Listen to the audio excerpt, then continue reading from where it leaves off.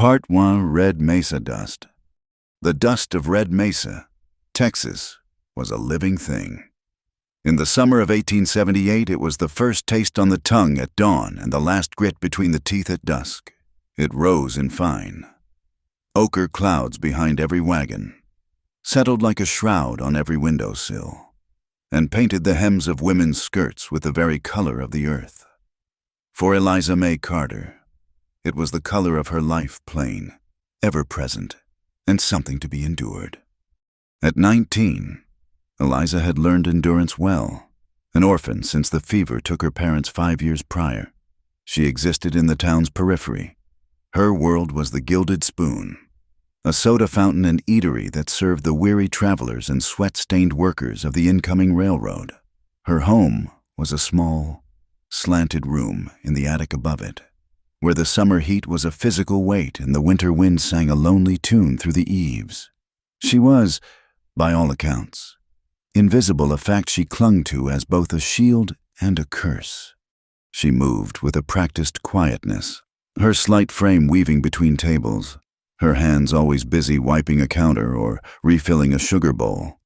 It was her hands that told the truest story. They were not the soft, delicate hands of a young woman, but the tools of a survivor. The knuckles were chapped, the skin around her nails often split from lye soap and harsh weather. In winter, the cold would crack them open into a lattice of painful red lines, a map of her struggle. Each year, when the first frost bit the air, she began the solitary ritual of hauling firewood from the communal pile behind the eatery up 3 flights of stairs to feed the potbelly stove in the common area. She did it alone, her thin coat offering little defense against the biting north wind, because asking for help felt like begging, and Eliza May Carter would not beg. Her pride was a fierce, secret thing. The only inheritance her father, a failed prospector with a love for Shakespeare, had left her. She owned 2 dresses, a pair of sturdy boots, and a worn copy of The Tempest. It was enough.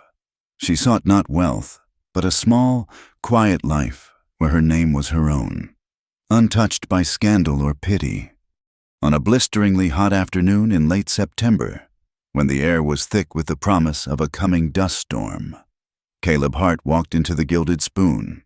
He did not stride in like the railroad foreman or saunter like the cowboys looking for a distraction.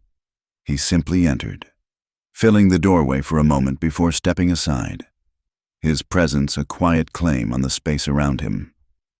At 34, Caleb was the master of Hart Creek Ranch, a sprawling property that held the most reliable water source in the county.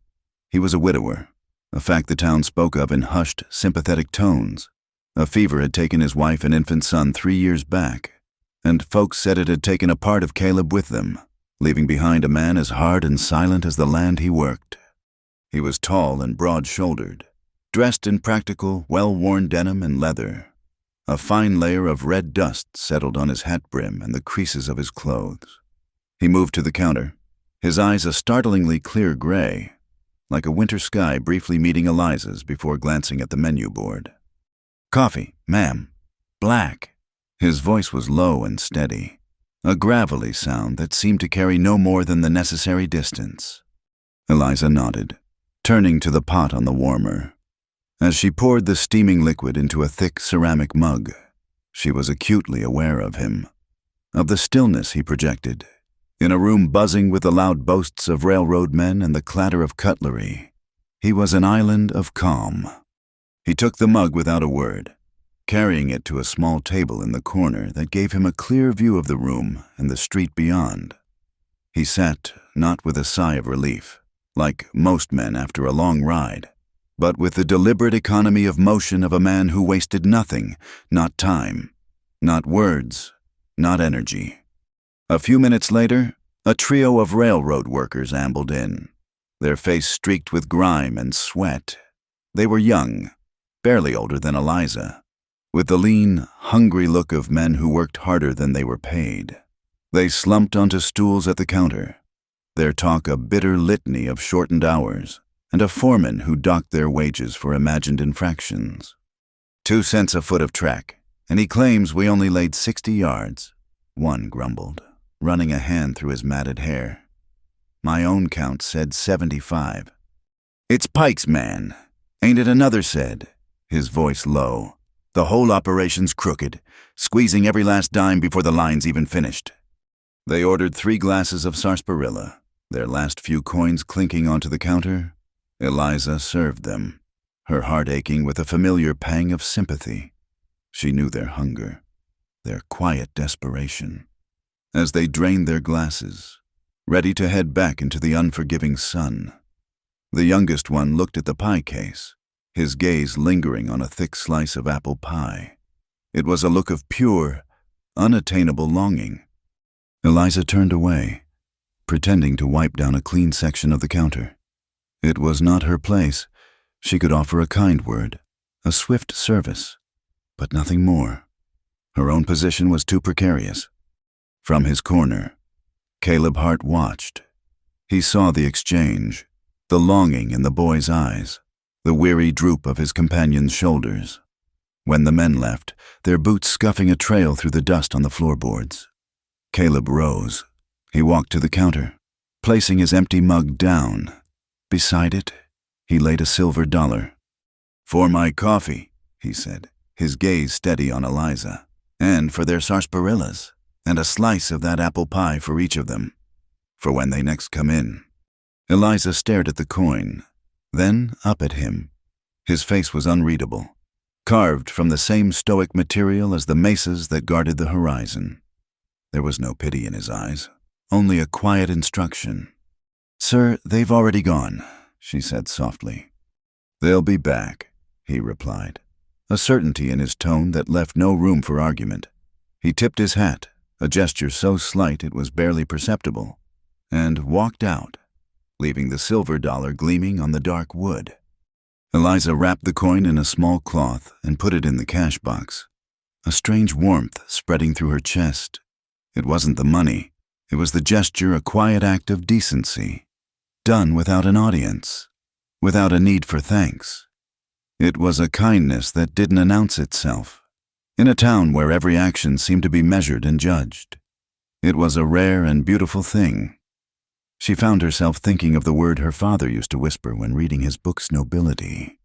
The incident would have remained her secret, a small, bright memory in a string of gray days. But for what happened a week later, it was near closing time, the eatery empty save for a few stragglers. Eliza was in the back storeroom, a narrow, cluttered space that smelled of flour sacks and smoked bacon, taking inventory of the canned peaches. The door to the alley was propped open to let in the cooling evening air. She didn't hear him approach. One moment she was alone. The next, a large shadow fell over her. She turned, her heart jumping into her throat.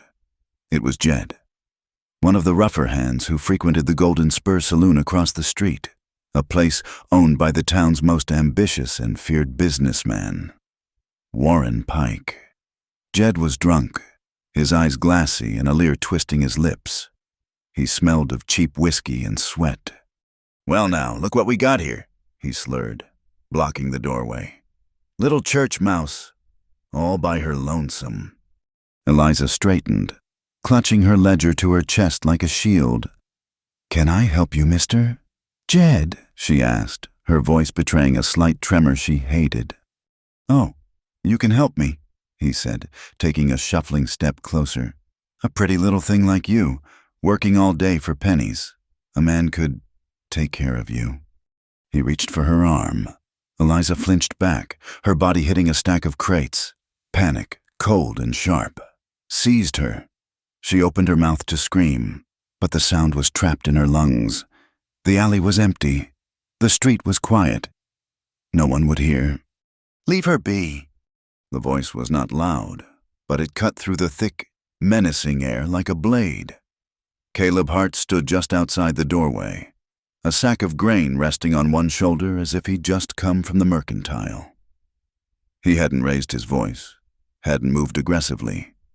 He had simply spoken, and the authority in those 3 words was absolute. Jed froze, then slowly turned. His drunken bravado faltered as he took in the size and unwavering stillness of the man before him. Caleb's gray eyes were flat, hard as river stones. He didn't look angry, he looked final. "I was just having a bit of fun with the girl," Jed mumbled, trying to regain some of his swagger. "Your fun is over," Caleb said. He shifted the weight of the grain sack slightly. "Go home." Jed hesitated for a second, a flicker of defiance in his eyes, but it died as quickly as it came. He looked from Caleb's unyielding face to Eliza's pale one, then spat on the ground. "Ain't worth the trouble," he muttered, pushing past Caleb and stumbling off down the alley. The silence he left behind was heavy. Eliza's breath came in ragged gasps. She was leaning against the crates, her legs shaking too much to stand properly. Caleb set the grain sack down and took a step into the storeroom. He stopped a respectful distance away. "Are you all right, Miss Carter?" he asked. She could only nod, wrapping her arms around herself. He didn't press, didn't offer false comfort. He simply waited, giving her the dignity of collecting herself. After a long moment, she found her voice. "Thank you, Mr. Hart," she whispered, not meeting his eyes. She was ashamed of her fear, of her helplessness. "Any man would have done the same," he said gruffly, but they both knew that wasn't true. Many men would have walked by. Many would have watched. He picked up his sack, settled it back on his shoulder, and paused at the door. "You should keep this door locked." And then he was gone. The story, however, was just beginning. A stable boy had seen the end of the confrontation from a hayloft. The proprietor of the mercantile had seen Caleb walking toward the eatery. By morning, the whispers had started, weaving a new narrative from the threads of the event. They did not speak of Jed's menace or Caleb's quiet intervention. They spoke only of the two figures at the center of it. "Did you hear Caleb Hart defending the honor of that little orphan girl at the Spoon? Defending her honor or staking a claim? He's a lonely man, and she's a poor girl. You know what that means." The gossip spread faster than a prairie fire. By noon, it was accepted fact Mr. Hart, the stoic, grieving rancher, had his eye on the penniless girl from the soda fountain. The town's matrons watched Eliza with a new, speculative gleam in their eyes. Men who had never given her a second glance now tipped their hats, their smiles holding a knowing, unpleasant edge. She was no longer invisible. She was a curiosity, a story, a subject for winks and nudges. Her carefully guarded honor was now a public commodity. Late that afternoon, Sheriff Ada Boone stopped by the Gilded Spoon. Ada was a woman in her late 30s, with no-nonsense brown hair pulled into a tight bun and a gaze that missed nothing. She'd inherited the badge when her husband was killed in the line of duty, and she wore it with a pragmatism that many of the men in town mistook for hardness. She ordered a lemonade and leaned against the counter. "Eliza," she said, her voice low, "I'm hearing things." Eliza's hand stilled on the glass she was polishing. "I'm sure you are. Sheriff, you know how this town is. A whisper becomes a shout by supper time." Ada continued, her eyes kind but direct. "Caleb Hart is a good man, a decent man, but he's also the wealthiest man in this county. And you're alone. People will draw conclusions. Nasty ones." "I've done nothing wrong," Eliza said, her chin lifting. "I know that," Ada replied. "But being right doesn't stop a tongue from wagging. Just be careful. A girl's reputation is all she has out here. It's fragile currency." As the sheriff left, Eliza glanced out the window. Across the dusty street, the Golden Spur Saloon was coming to life, and standing on its balcony, watching the Gilded Spoon with an unnerving stillness, was Warren Pike. He was a handsome man in a predatory way, always impeccably dressed in a tailored suit that seemed out of place in the dusty town. He was ambition personified, buying up land, holding debts over people, and pulling political strings with a skill that was both admired and feared. Eliza knew Pike was in a silent war with Caleb Hart over the rights to Hart Creek. The railroad needed water, and Pike intended to be the one to sell it to them. He saw Hart's land not as a family legacy, but as an obstacle on his path to fortune. Now, as his gaze fell upon her, Eliza felt a chill that had nothing to do with the evening air. He wasn't just looking at the soda fountain. He was looking at her, and in his eyes, she saw the cold, calculating look of a hawk that has just spotted a new piece for its game. She had wanted to be invisible, to be left alone, but Caleb Hart's quiet decency had inadvertently thrust her into the light, and in the harsh glare of Red Mesa's sun, she had become a target. Her honor, Caleb's solitude, and the precious water of Hart Creek were now tangled together in a web of rumor and greed. The dust was settling, but the storm was just beginning. Tro chuyen voi Gemini. Hey twong twong ban lamot, en havan goi mi chuyen via truyen thok te ve the loai Wild West love stories voi kintning yem 100 nam voi ngoi but don gyan. Chan thus, yao kam suk vathux the kit hopkak yu to the dom. Fatron hai huak va kichtin, ket kau chache, ko niu lopning hia. Nan vat ko chiu sao tamli. Ko ka nang ket noi dok ya bang than vat sao sak. Voi kak tin huang sai ratai mien tai nuok min hung nam 1850 to 1900 hagi no dani salva magdin kak yu kau kwatoi tiap teo de ulai dan yido de viet tan tung fan kwa mot kau truyen Wild West love stories huan chin voi goknan in thu ba. Sao kigi no dani ban hai doi hu len kwatoi roi moi tiap tuk viet truyen. Dani chi tiet 8 fan cho truyen dai 16000 20,000 plus tu theo dung tinth and Wild West. Chan thoch, yao kam such. Doi thuong, boi kan mien tai hoa ki nua sao the kiksini. Min thiet ke de moi fan ki trien kai ko the mo rong 2000 3002. Ko nip ke tu nien. Tap trung dien bien. Tran lan man. Va ko mot kant dung kau trong tiu de duok dat hopli o fan diem roi kam shuk yua dau truyen. I slashed tiu de. Naked Virgin carried Firewood each winter until he kissed her hands and said, I'll keep you warm. Trong dien tien truyen, naked duok hu la su tran trui thiu au am, ngeo doi va ko dok gua giaret, kan mu ta chi tiet o pan tu, kong q dam, chiam ap, nan van. Kung nan vat and chu de tong quat su yen, swat 8 fan. Nan ve chin protagonist. Eliza May Carter 19 Mo Koi, Lam Phu Viek O Tiemban and Quan Nuak Gaduong Sat the Tran Red Mesa Mien Tai Texas, Koi Thap Nien 1870, Muk Tu Mot Kwak Song Tute, Dan Du Duok Ven Guyen, Duok Nin Thenu Mot Kon Goi Chu Kong Phai Loi Dam Tiu. Caleb Hart 34, Chu Trang Tri Hart Creek, Kwa Fu Mat Vova Konvidich Sot, Song Kiluat, Itnoi, Kong Bang Nung Kogan. Muk tiu gyudat, gyun goi, timlai suamapgia din mayan hingidamat. Fan dien antagonist. Warren Pike 40s. Chu song golden spur, te buon dat kau ket dam te sung vamot vien tham pan quan bien chat. Tham vong chiem guanuak Hart Creek de gom dat don duong sat. Nan vat fu. Sheriff Ada Boone 38. Nukan sat truong thuk dung. Huluat nunong thuong bisuk ep fe loi ich. Ruth Hart 14 Chaugai Caleb Kon Gui an em Hoguigam, Thong Min, Ganda.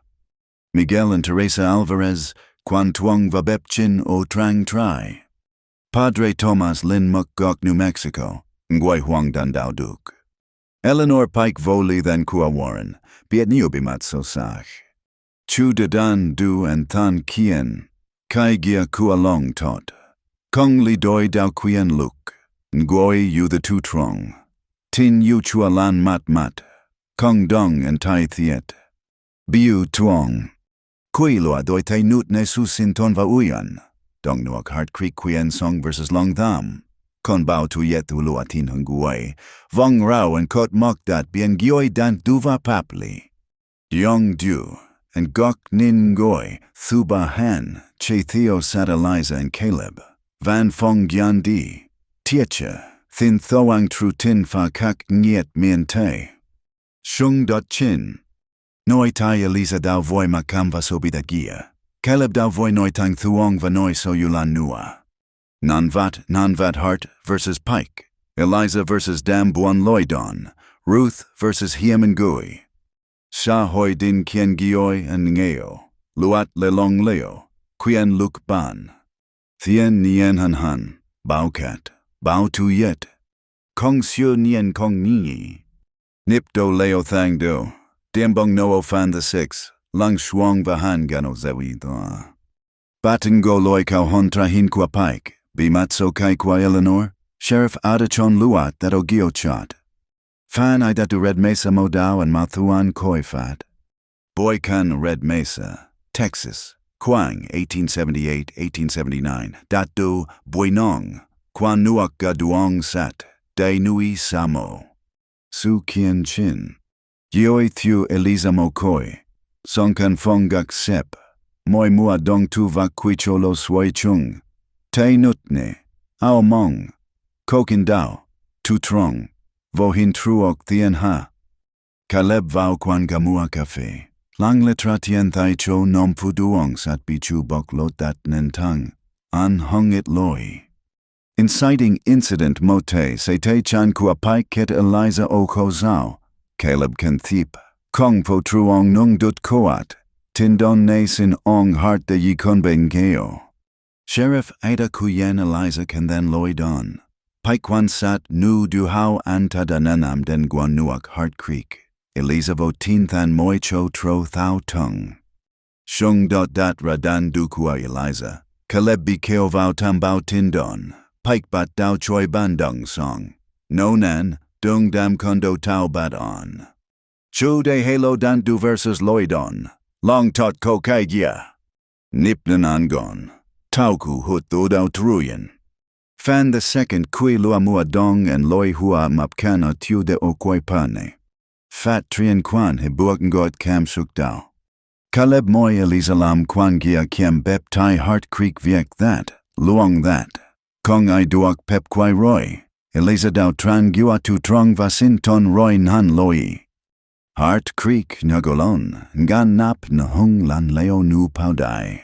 Ruth chow Caleb nin Eliza de fong son gui lathai chon gui than damat. Eliza dung lai beplua, hok lamban mi menchua, don depko, ve so du vuan cho moa shuan. Kan tiu de dem geobak, Eliza vak boquilon, au mong uo tuyet, doi te tran trui nut toak, Caleb bat gap o chuong mua. An haiban taiko, though am vao. Hon they len tung kop nut neva noi, I'll keep you warm. Hong paiku dam.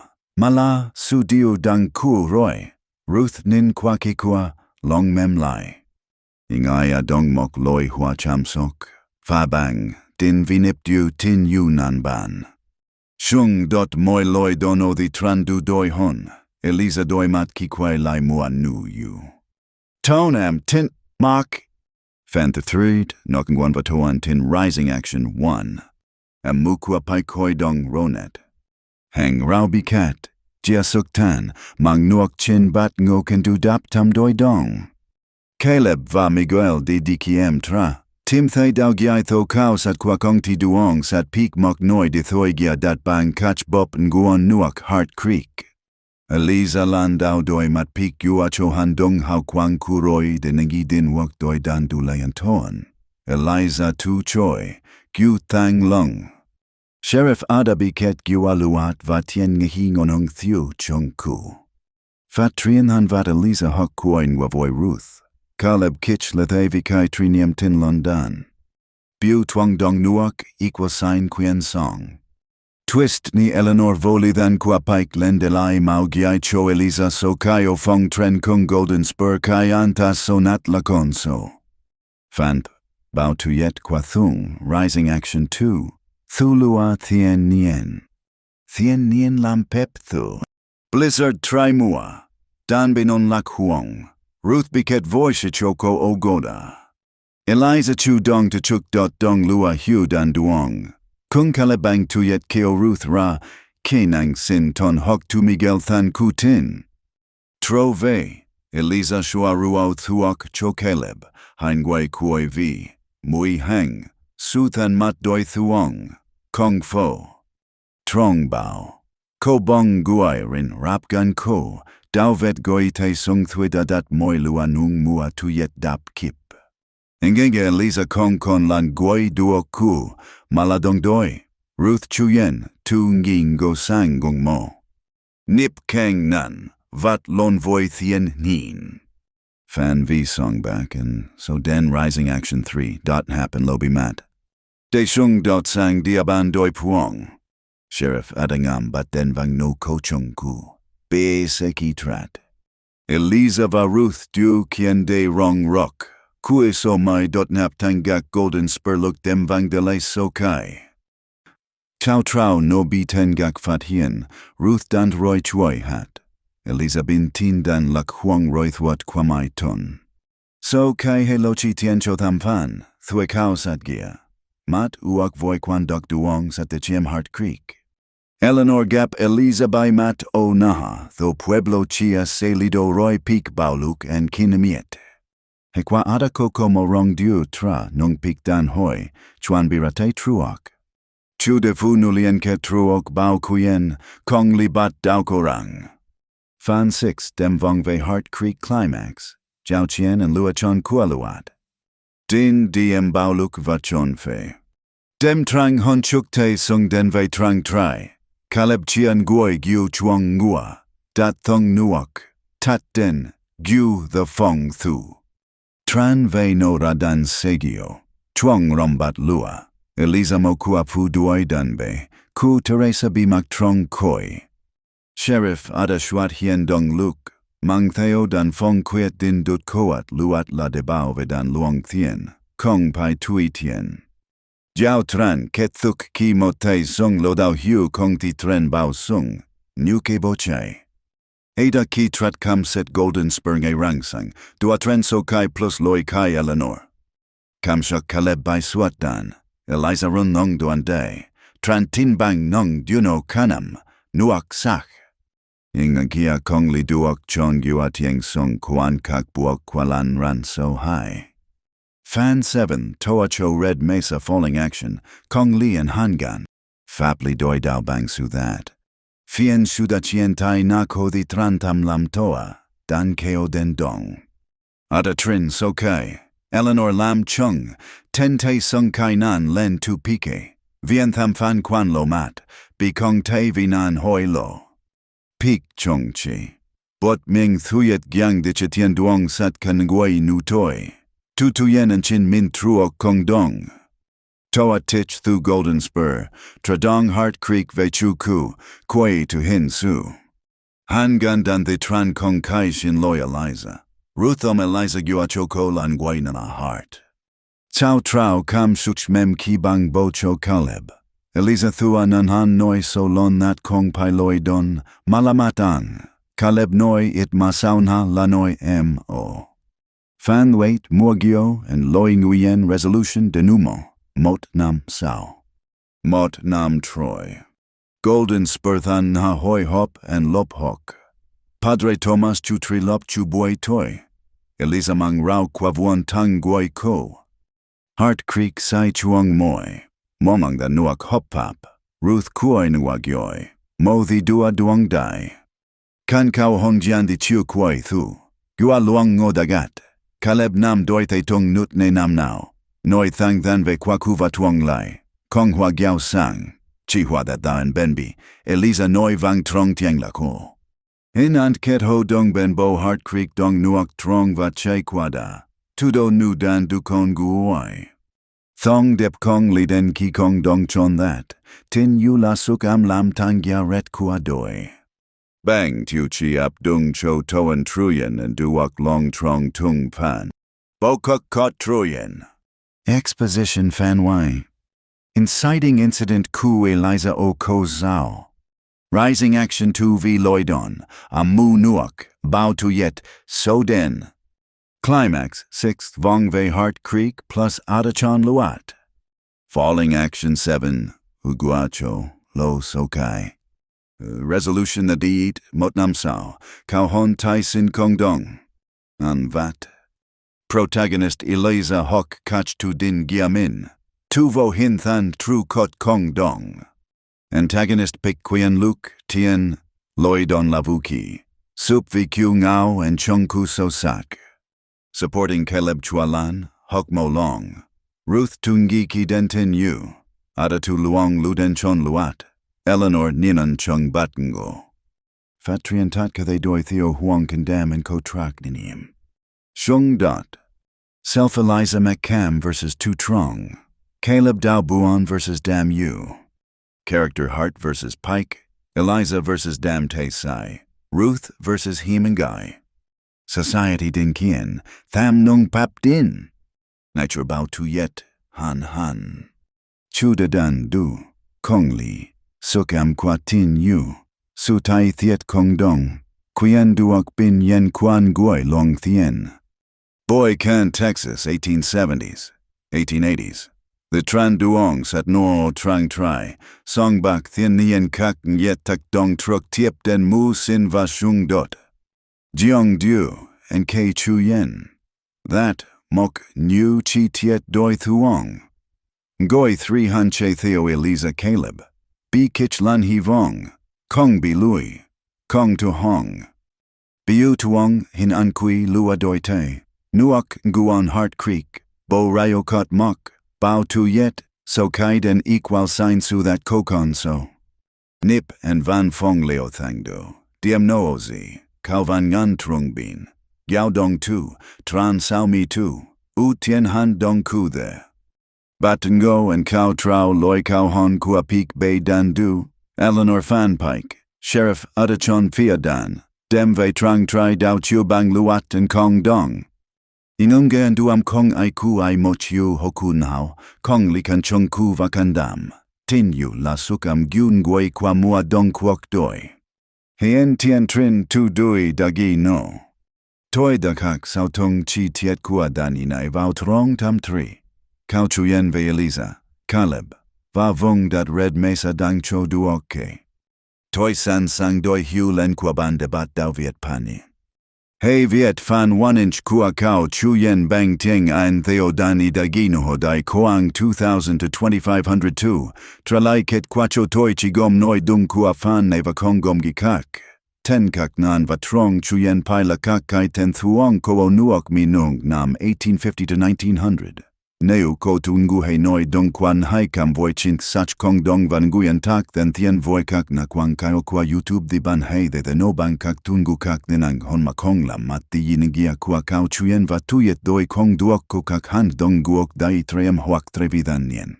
Hai Tralai Ket Kwacho Toi Luon Trong Hop Tuai Chat Nai, Kong Su Dong Hop Tuai Document.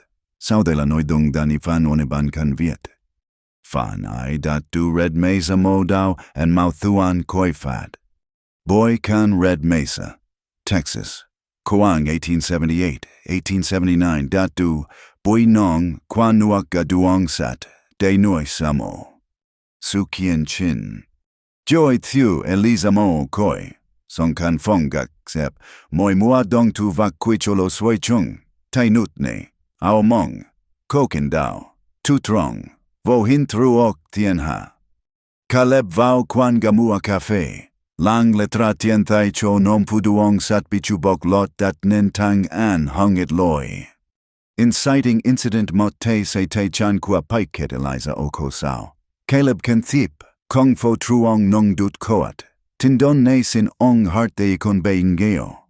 Sheriff adakuyen Eliza kan than loi don. Pike Kwan Sat Nu Du How An Ta Da Nanam Den Guon Nuok Hart Creek. Eliza Votin Than Moi Cho Tro Thao Tung. Shung Dot Radan Du Kwa Eliza. Kalabikyo Vau Tambao Tindon. Pik Bat Dao Choi Ban Dung Song. No Nan. Dung Dam Kondo Tao Bat On. Chu De He Lo Dan Du versus Loi Don. Long Tot Kokai Gia. Nip Non Angon. Tao Ku Hut Tho Dao Truyen. Hien Tien Trin Tu Dui, Part 1, Red Mesa Dust. The dust of Red Mesa, Texas, was a living thing. In the summer of 1878, it was the first taste on the tongue at dawn and the last grit between the teeth at dusk. It rose in fine, ochre clouds behind every wagon, settled like a shroud on every windowsill, and painted the hems of women's skirts with the very color of the earth. For Eliza May Carter, it was the color of her life plain, ever present, and something to be endured. At 19, Eliza had learned endurance well. An orphan since the fever took her parents 5 years prior, she existed in the town's periphery. Her world was the Gilded Spoon, a soda fountain and eatery that served the weary travelers and sweat-stained workers of the incoming railroad. Her home was a small, slanted room in the attic above it, where the summer heat was a physical weight and the winter wind sang a lonely tune through the eaves. She was, by all accounts, invisible, a fact she clung to as both a shield and a curse. She moved with a practiced quietness, her slight frame weaving between tables, her hands always busy wiping a counter or refilling a sugar bowl. It was her hands that told the truest story. They were not the soft, delicate hands of a young woman, but the tools of a survivor. The knuckles were chapped, the skin around her nails often split from lye soap and harsh weather. In winter, the cold would crack them open into a lattice of painful red lines, a map of her struggle. Each year, when the first frost bit the air, she began the solitary ritual of hauling firewood from the communal pile behind the eatery, up 3 flights of stairs to feed the potbelly stove in the common area. She did it alone, her thin coat offering little defense against the biting north wind, because asking for help felt like begging, and Eliza May Carter would not beg. Her pride was a fierce, secret thing, the only inheritance her father, a failed prospector with a love for Shakespeare, had left her. She owned 2 dresses, a pair of sturdy boots, and a worn copy of The Tempest. It was enough. She sought not wealth, but a small, quiet life where her name was her own, untouched by scandal or pity. On a blisteringly hot afternoon in late September, when the air was thick with the promise of a coming dust storm, Caleb Hart walked into the Gilded Spoon. He did not stride in like the railroad foreman or saunter like the cowboys looking for a distraction. He simply entered, filling the doorway for a moment before stepping aside, his presence a quiet claim on the space around him. At 34, Caleb was the master of Hart Creek Ranch, a sprawling property that held the most reliable water source in the county. He was a widower, a fact the town spoke of in hushed, sympathetic tones. A fever had taken his wife and infant son 3 years back, and folks said it had taken a part of Caleb with them, leaving behind a man as hard and silent as the land he worked. He was tall and broad-shouldered, dressed in practical, well-worn denim and leather. A fine layer of red dust settled on his hat brim and the creases of his clothes. He moved to the counter, his eyes a startlingly clear gray, like a winter sky briefly meeting Eliza's before glancing at the menu board. "Coffee, ma'am.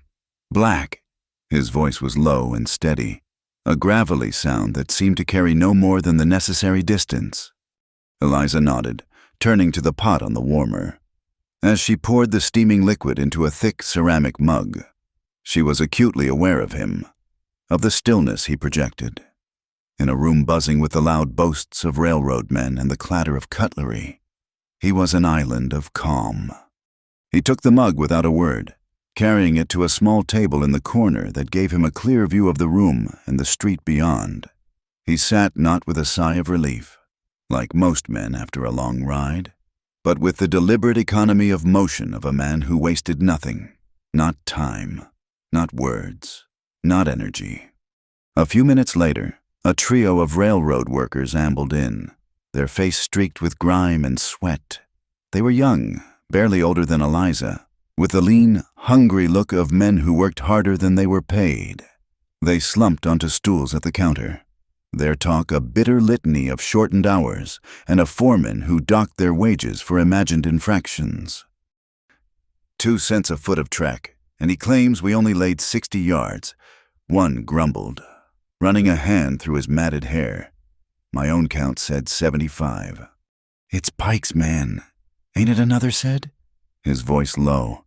"The whole operation's crooked, squeezing every last dime before the line's even finished." They ordered 3 glasses of sarsaparilla, their last few coins clinking onto the counter. Eliza served them, her heart aching with a familiar pang of sympathy. She knew their hunger, their quiet desperation. As they drained their glasses, ready to head back into the unforgiving sun, The youngest one looked at the pie case, his gaze lingering on a thick slice of apple pie. It was a look of pure, unattainable longing. Eliza turned away, pretending to wipe down a clean section of the counter. It was not her place. She could offer a kind word, a swift service, but nothing more. Her own position was too precarious. From his corner, Caleb Hart watched. He saw the exchange, the longing in the boy's eyes, the weary droop of his companion's shoulders. When the men left, their boots scuffing a trail through the dust on the floorboards, Caleb rose. He walked to the counter, placing his empty mug down. Beside it, he laid a silver dollar. "For my coffee," he said, his gaze steady on Eliza.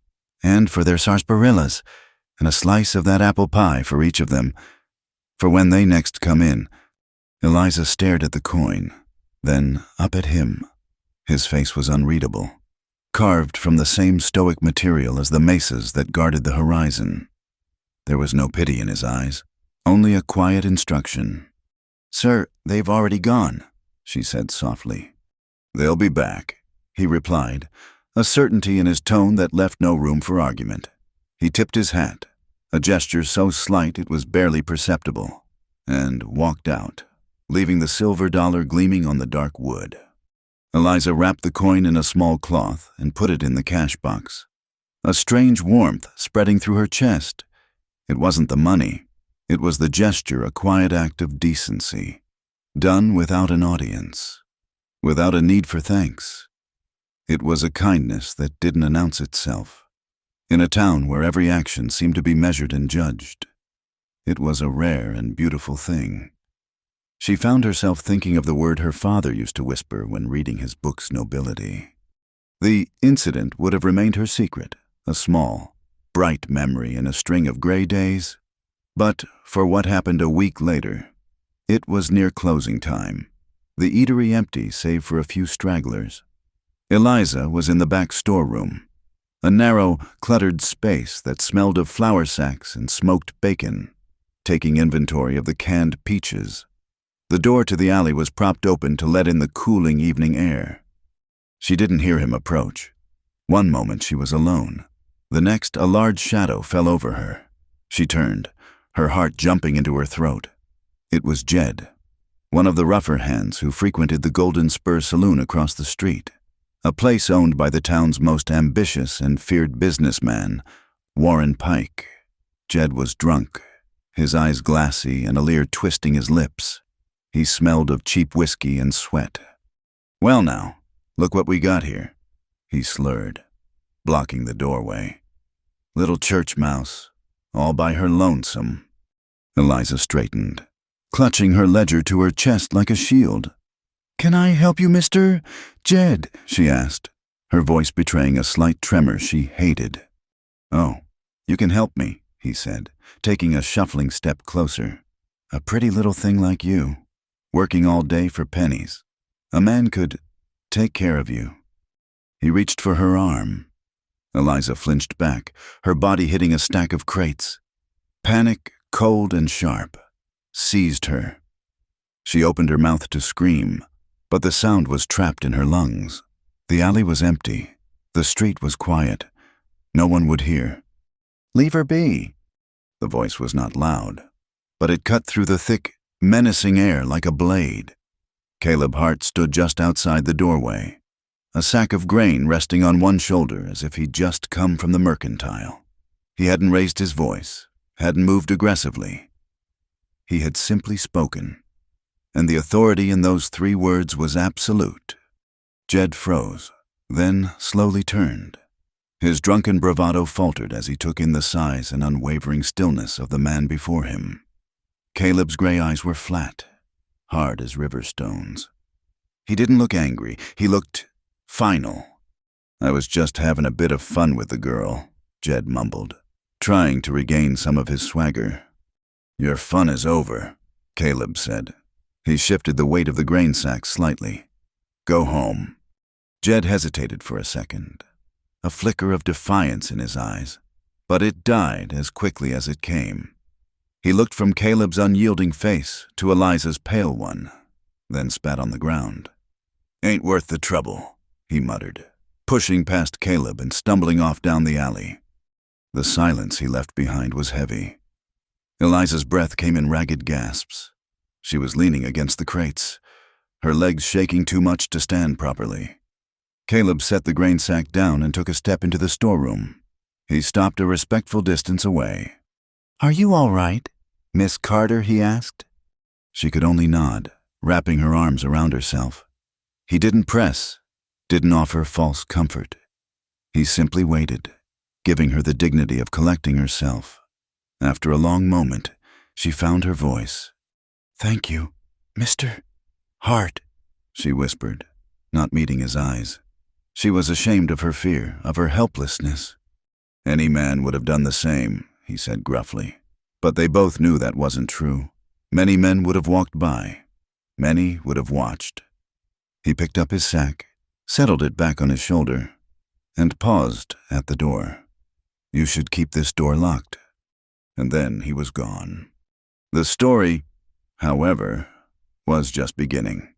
A stable boy had seen the end of the confrontation from a hayloft. The proprietor of the mercantile had seen Caleb walking toward the eatery. By morning, the whispers had started, weaving a new narrative from the threads of the event. They did not speak of Jed's menace or Caleb's quiet intervention. They spoke only of the two figures at the center of it. Did you hear Caleb Hart defending the honor of that little orphan girl at the Spoon? Defending her honor or staking a claim? He's a lonely man, and she's a poor girl. You know what that means. The gossip spread faster than a prairie fire. By noon, it was accepted fact Mr. Hart, the stoic, grieving rancher, had his eye on the penniless girl from the soda fountain. The town's matrons watched Eliza with a new, speculative gleam in their eyes. Men who had never given her a second glance now tipped their hats, their smiles holding a knowing, unpleasant edge. She was no longer invisible. She was a curiosity, a story, a subject for winks and nudges. Her carefully guarded honor was now a public commodity. Late that afternoon, Sheriff Ada Boone stopped by the Gilded Spoon. Ada was a woman in her late 30s, with no-nonsense brown hair pulled into a tight bun and a gaze that missed nothing. She'd inherited the badge when her husband was killed in the line of duty, and she wore it with a pragmatism that many of the men in town mistook for hardness. She ordered a lemonade and leaned against the counter. "Eliza," she said, her voice low. "I'm hearing things." Eliza's hand stilled on the glass she was polishing. "I'm sure you are. Sheriff, you know how this town is. A whisper becomes a shout by supper time." Ada continued, her eyes kind but direct.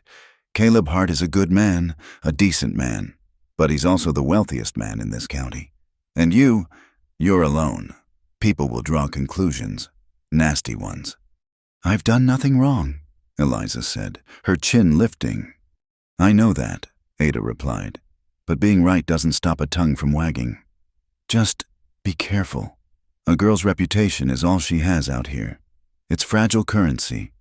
As the sheriff left, Eliza glanced out the window. Across the dusty street, the Golden Spur Saloon was coming to life, and standing on its balcony, watching the Gilded Spoon with an unnerving stillness, was Warren Pike. He was a handsome man in a predatory way, always impeccably dressed in a tailored suit that seemed out of place in the dusty town. He was ambition personified, buying up land, holding debts over people, and pulling political strings with a skill that was both admired and feared. Eliza knew Pike was in a silent war with Caleb Hart over the rights to Hart Creek.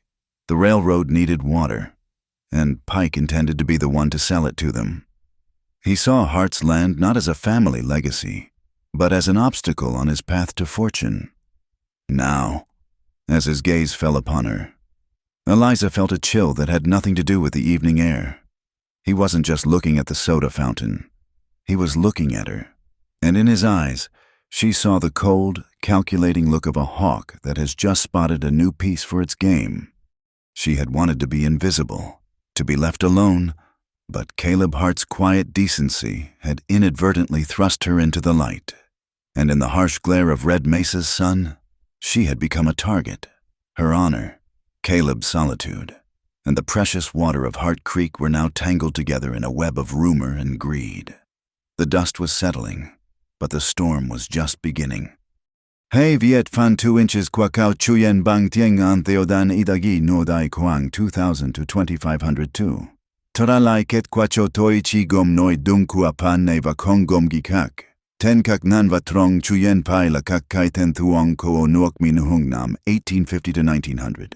Nu ko tu ngu hei noi dong kwan hai kam voi chin such kong dong van nguyen tak then thien voi kak na kwang kao kwa YouTube the ban hei they the no bang kak tu ngu kak nenang hon ma kong la mat the yingia kwa kao chuyen va tu yet doi kong duok ko kak han dong nguok dai treem hoak tre vidant nien.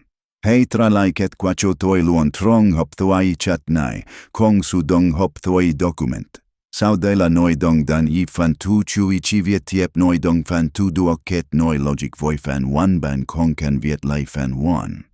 Fan the second kui lua mua dong and loi hua map kan hat yu deo koi pene. Fat trien kwan he buak and goat cam suk dao. Caleb moi Eliza lam kwan gia kiem, bep tai Hart Creek viek that. Luong that. Kong I duak pep kwai roy. Eliza dao tran gua tu trong vasin ton roy nan loy. Hart Creek nhagolon. Nga nap nung lan leo nuo paudai. Ruth chow Caleb nin Eliza de fong son ngoi la thai chon goi than damat. Eliza dong lai bep lua. Hok lam ban mi menchua. Don dep ko. Ve so du vuan cho mua shwan. Kana tiu de dem giobak.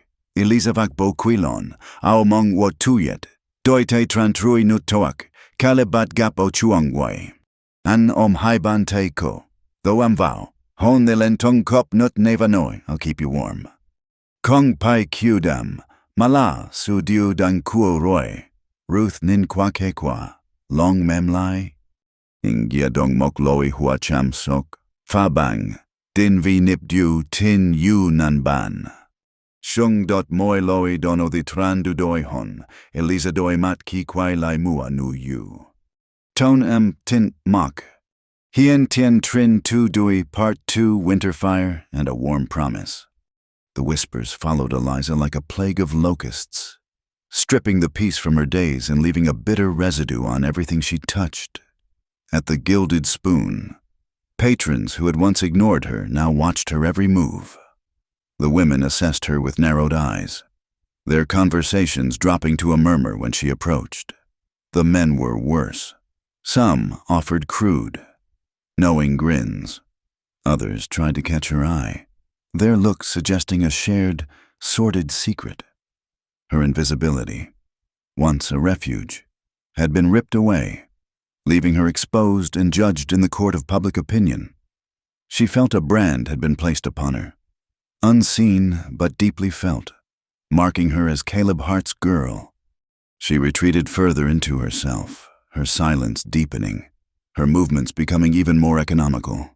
She kept her eyes downcast, focusing on the scuffed floorboards, the streaks on a glass, the grain of the wooden counter, anything to avoid the prying eyes of the town.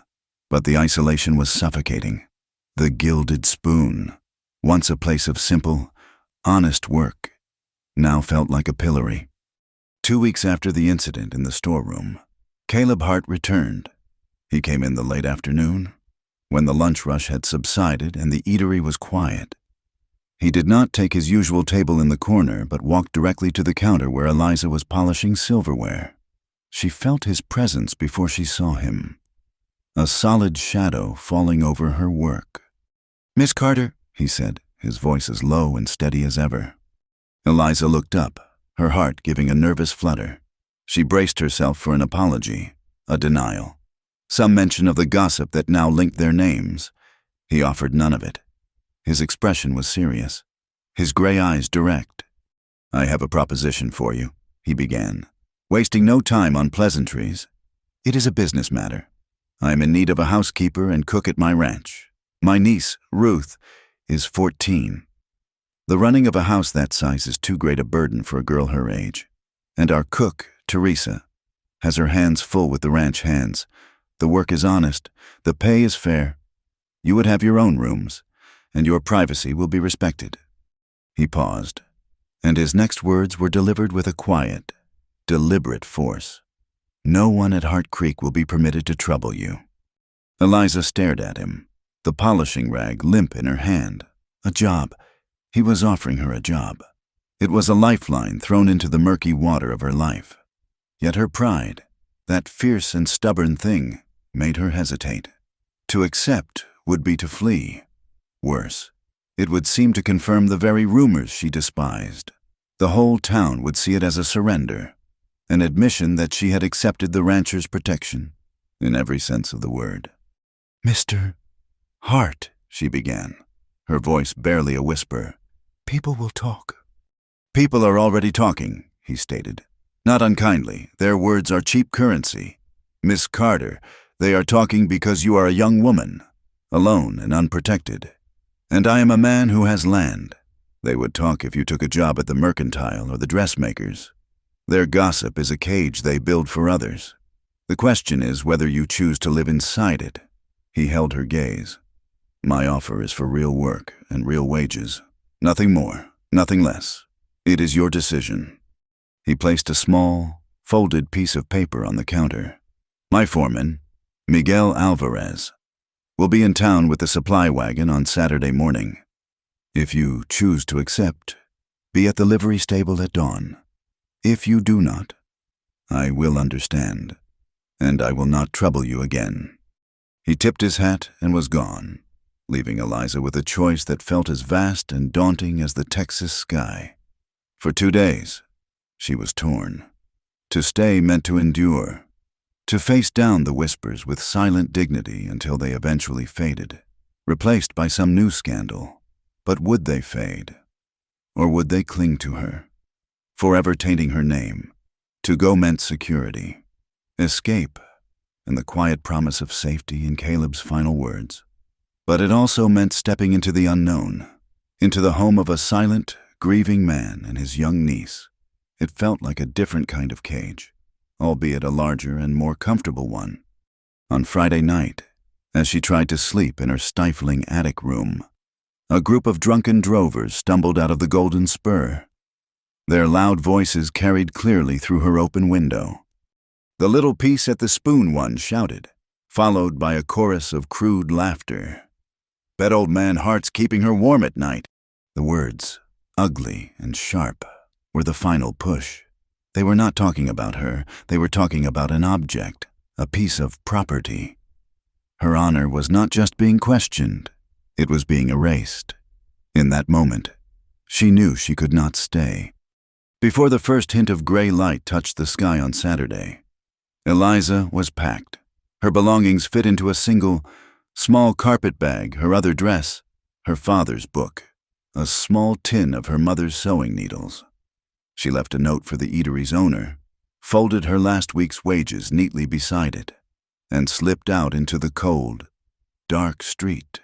The town was asleep, its gossiping tongues momentarily silent. For the first time in weeks, she could breathe. Miguel Alvarez was a kind-faced man with streaks of silver in his black hair and gentle, knowing eyes. He helped her into the wagon without a word of question, placing her bag carefully amongst the sacks of flour and coffee. The journey to Hart Creek was a silent one, the rhythmic clop of the horse's hooves and the creak of the wagon wheels a soothing balm to her frayed nerves. They left the dusty clutter of Red Mesa behind, traveling into a landscape of rolling hills dotted with live oak and mesquite. The land opened up, vast and clean, and with every mile, Eliza felt the suffocating weight of the town lift from her shoulders. Hart Creek Ranch was nestled in a shallow valley, protected from the worst of the winds. The main house was a large, 2-story structure made of dark, sturdy timber and river stone. It was an impressive building, built to last, with a wide porch and clean glass windows that reflected the morning sun. It looked less like a home and more like a fortress, solid, orderly, and impenetrable. There was a stoic beauty to it, but it was a cold beauty, one that held no hint of laughter or warmth. Caleb was waiting on the porch, He stepped forward as Miguel pulled the wagon to a halt. "Welcome to Hart Creek, Miss Carter," he said formally. He helped her down, his hand strong and brief at her elbow. "Miguel will show you to your rooms. Teresa has prepared a meal." As she stepped onto the porch, the front door opened and a girl emerged. She was tall for 14, with the same clear gray eyes as her uncle and a thick braid of dark hair. This had to be Ruth. The girl's face was set in a mask of polite indifference, but her eyes were wary, assessing. She looked at Eliza not as a person, but as a problem to be solved. "This is Miss Carter. Ruth," Caleb said. "She will be managing the housekeeping." Ruth gave a small, stiff nod. "Ma'am," she said, the word clipped. Eliza's heart sank. She had traded the town's open hostility for this girl's cold, silent resentment. Ruth saw her as an intruder, a replacement for the aunt she had loved and lost. The house inside was just as it appeared from the outside, meticulously clean, orderly, and profoundly silent. The furniture was well made and polished, but the rooms felt unused, as if no one truly lived in them. The air was still and cool. The massive stone hearth in the main living area was swept clean, a stack of wood neatly arranged beside it, but no fire burned within. It was a house holding its breath, caught in the grip of a long, silent grief. Eliza threw herself into the work. It was her shield and her salvation. She started in the kitchen, a large, well-equipped room that should have been the heart of the house but felt as dormant as the rest of it. With permission from Teresa, a warm, bustling woman who seemed relieved to have help. Eliza set about reclaiming it. She scrubbed the great cast-iron stove until it shone. She polished the copper pots that hung from the ceiling, and, on the first afternoon, she built a fire in the hearth, a crackling, cheerful blaze that immediately pushed back the room's chill. She learned from Teresa the art of making sourdough bread, the patient rhythm of feeding the starter and kneading the dough becoming a form of meditation. She organized the pantry, arranging jars of preserves and canned goods into neat, logical rows, an act of imposing a small, manageable order on a world that felt chaotic. In a dusty crate, she discovered packets of old seeds, marigolds, beans, squash, and in the evenings, by the light of a kerosene lamp in her small, clean room, she began to sketch a plan for a spring garden in a blank ledger, an act of pure, unadulterated hope. She was polite and respectful to Caleb, who remained distant but fair. He gave her instructions in the morning and left her to her work, his presence in the house a quiet, unobtrusive shadow. It was Ruth who was the true challenge. The girl watched her constantly, her silence a heavy blanket of disapproval. She would appear at doorways, her arms crossed, her expression unreadable, only to vanish when Eliza looked up. She spoke only when necessary, her answers to Eliza's friendly questions short and pointed. Eliza understood. She was a stranger in a house of mourning, a constant reminder of what the family had lost. She did not push, giving the girl the space she so clearly craved. The days shortened, and the raw, biting wind of a Texas norther began to blow. The first wet snow of the season arrived one evening. Not a gentle dusting, but a thick, driving sleet that rattled against the window panes and coated the world in a sheath of ice. The temperature plummeted. That night, after the evening meal was cleared away, Eliza felt the familiar chill seeping into the house. The wood boxes by the hearths needed replenishing. It was a task the ranch hands usually handled, but the storm had come on suddenly, and they were busy securing the livestock. An old, ingrained habit took over. In her attic room above the gilded spoon, if she didn't haul her own wood, she froze. The impulse was automatic. Pulling on her thin wool coat, the only one she owned, she slipped out the back door into the maelstrom. The wind tore at her, whipping her skirts around her legs and driving the icy sleet into her face. The main woodpile was near the barn. Head down, She battled her way through the storm, the ground slick and treacherous underfoot. She gathered an armload of split logs, as much as she could carry. The wood was heavy and rough, its bark biting into the soft skin of her inner arms. The sleet soaked through her coat in seconds, a deep, bone-aching cold that made her teeth chatter. Her hands, already chapped from the dry autumn air, were bare. She had forgotten her gloves in her haste. The wet cold was agony, stealing all feeling from her fingers, turning them into numb, clumsy claws. The wood felt impossibly heavy. Halfway back to the house, staggering under the weight and blinded by the snow, she stumbled, nearly dropping the entire load.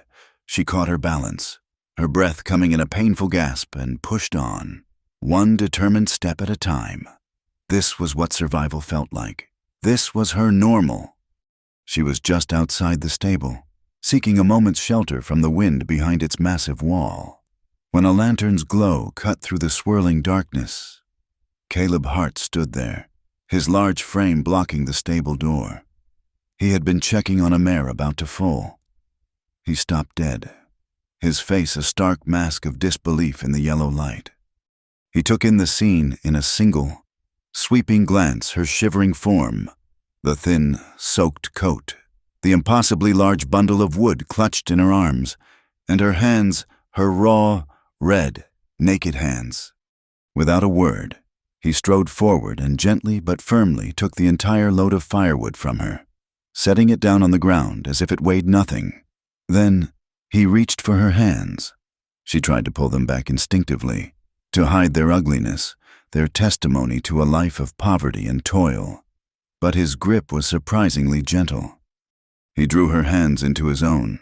His were large and calloused from a lifetime of ranch work, but they were incredibly warm. He cradled her frozen fingers within his palms, his thumbs rubbing gently over her knuckles. He brought her hands up to his mouth, and, his gaze never leaving hers, he breathed on them. A long, slow exhalation of warm air that was the most comforting sensation she had ever felt. The warmth seeped into her skin, a slow, painful tingling as life returned to her fingertips. He looked down at her hands then, at the network of cracks and sores the winter had carved into her skin. A muscle tightened in his jaw, with a tenderness that seemed utterly at odds with his rugged appearance. He lowered his head and pressed a soft, feather-light kiss to the chapped, broken knuckles of her right hand, and then her left. It was not a kiss of romance, but of reverence. It was an apology for the cold, an acknowledgement of her struggle, a benediction for her pain. He looked up, his gray eyes holding a depth of emotion she had never seen before. He saw her not as a servant, not as a subject of gossip, but as a woman freezing in the dark. "I'll keep you warm," he said, his voice a low, rough vow. It was a promise that went far beyond the winter cold. It was a promise of shelter, of safety, of an end to her long, solitary shivering. Tears she hadn't even realized she was holding back welled in her eyes, freezing on her cheeks. And from the shadows of the barn, through a small crack in the weathered wooden door, Ruth watched. She saw the entire exchange, Eliza's vulnerability, the brutalized state of her hands, and the profound, aching gentleness in her uncle's touch. For the first time, she saw Eliza May Carter not as an intruder who had taken her aunt's place, but as a fellow survivor, someone her stoic, silent uncle had sworn to protect. And in the heart of the grieving girl, something began to thaw. Part 3. The Creek and the Calculation. The promise made in the heart of the storm settled over Hart Creek like a gentle thaw. The profound, unspoken tenderness of that moment shifted something in the house's foundation. The silence that had once been heavy with grief now felt more like peace. Caleb's words, "I'll keep you warm," had not been just for Eliza. They were a vow to push back the cold that had held his home and his heart captive for 3 long years. The most immediate change was in Ruth. The girl's icy suspicion had melted into a tentative curiosity. She no longer watched Eliza from shadowy doorways, but began to seek her out. often under the guise of a practical question about mending or recipes. She saw the salves Eliza made for her own chapped hands and quietly asked if she might have some for a patch of dry skin on her elbows. It was a small gesture, but it was an opening, a bridge built across the chasm of their shared mourning. Oh, Eliza, sensing the shift, nurtured it carefully. She drew Ruth into her plans for the spring garden, asking her opinion on where the beans would grow best and which flowers her aunt had preferred. She discovered that Ruth was a capable and fearless horsewoman, an expertise Eliza herself completely lacked. One bright, cold morning, Ruth found Eliza in the yard, looking wistfully at the horses in the corral. "You stare at them like they're a puzzle you can't solve," Ruth said, her tone factual rather than mocking. "They are," Eliza admitted with a small smile. "I've never been on a horse in my life." A flicker of an idea crossed Ruth's face. "It's not a puzzle. It's a conversation. You just need to learn the language. I can teach you." Truly, Eliza asked, surprised and touched. "No sense living on a ranch if you're stuck on your own 2 feet," Ruth stated pragmatically. "Uncle Caleb says everyone here has to be able to pull their own weight." And so, the lessons began. Ruth was a patient, if exacting, teacher. She started Eliza on an old, gentle mare named Daisy. Under Ruth's watchful eye, Eliza learned the heft of a saddle, the correct way to hold the reins, and how to sit with the rhythm of the horse's gait instead of fighting against it. There were clumsy moments and near tumbles, but with each lesson, Eliza's confidence grew. More importantly, a genuine bond formed between them, forged in the crisp air of the corral and the shared goal of keeping Eliza upright in the saddle. Caleb would often watch them from the porch, his face impassive but a new light in his eyes. He saw the easy camaraderie developing between the 2 people who now formed the center of his world. He saw laughter returning to his niece's face, and he saw the quiet strength in Eliza blossom into a steady, bright confidence. For the first time since the fever, Heart Creek was beginning to feel less like a fortress and more like a home. But the warmth within the ranch's fences was a fragile thing, and forces beyond them were moving to snuff it out. The trouble began subtly. One morning, Miguel returned from the north pasture, his face a grim mask. A 50-yard section of fence had been cut, the wire snipped clean through. A dozen head of cattle had scattered into the rough country beyond. It took 2 full days for the ranch hands to round them all up. Caleb inspected the cut wire himself. It wasn't a random act of vandalism. The cuts were deliberate, professional. It was a message. A week later, the message became a declaration of war. Miguel rode in from the West Range at a gallop, his horse lathered. The trough at Salt Draw. He yelled as he dismounted. "It's bone dry. The herd's milling. Getting desperate." The stone trough at Salt Draw was fed by a steady, year-round trickle from Heart Creek, the ranch's lifeblood. It was the primary water source for the largest section of their grazing land. For it to run dry was not just an inconvenience, it was a catastrophe. Caleb's face hardened. "Saddle my horse," he commanded, his voice tight with controlled anger. "Miguel, you're with me." Eliza watched them ride out, a knot of dread tightening in her stomach. This was no accident of nature. This was a hand, reaching into the heart of their land, trying to squeeze it dry. They were gone for hours. When they returned late in the afternoon, their expressions were thunderous. Caleb dismounted, his movements stiff with fury. "A dam," he said to the anxious group that had gathered. "Crudely built, but effective. Logs and earth, just enough to divert the flow away from the draw and down a dry wash. It's Pike's work. I'd stake my life on it.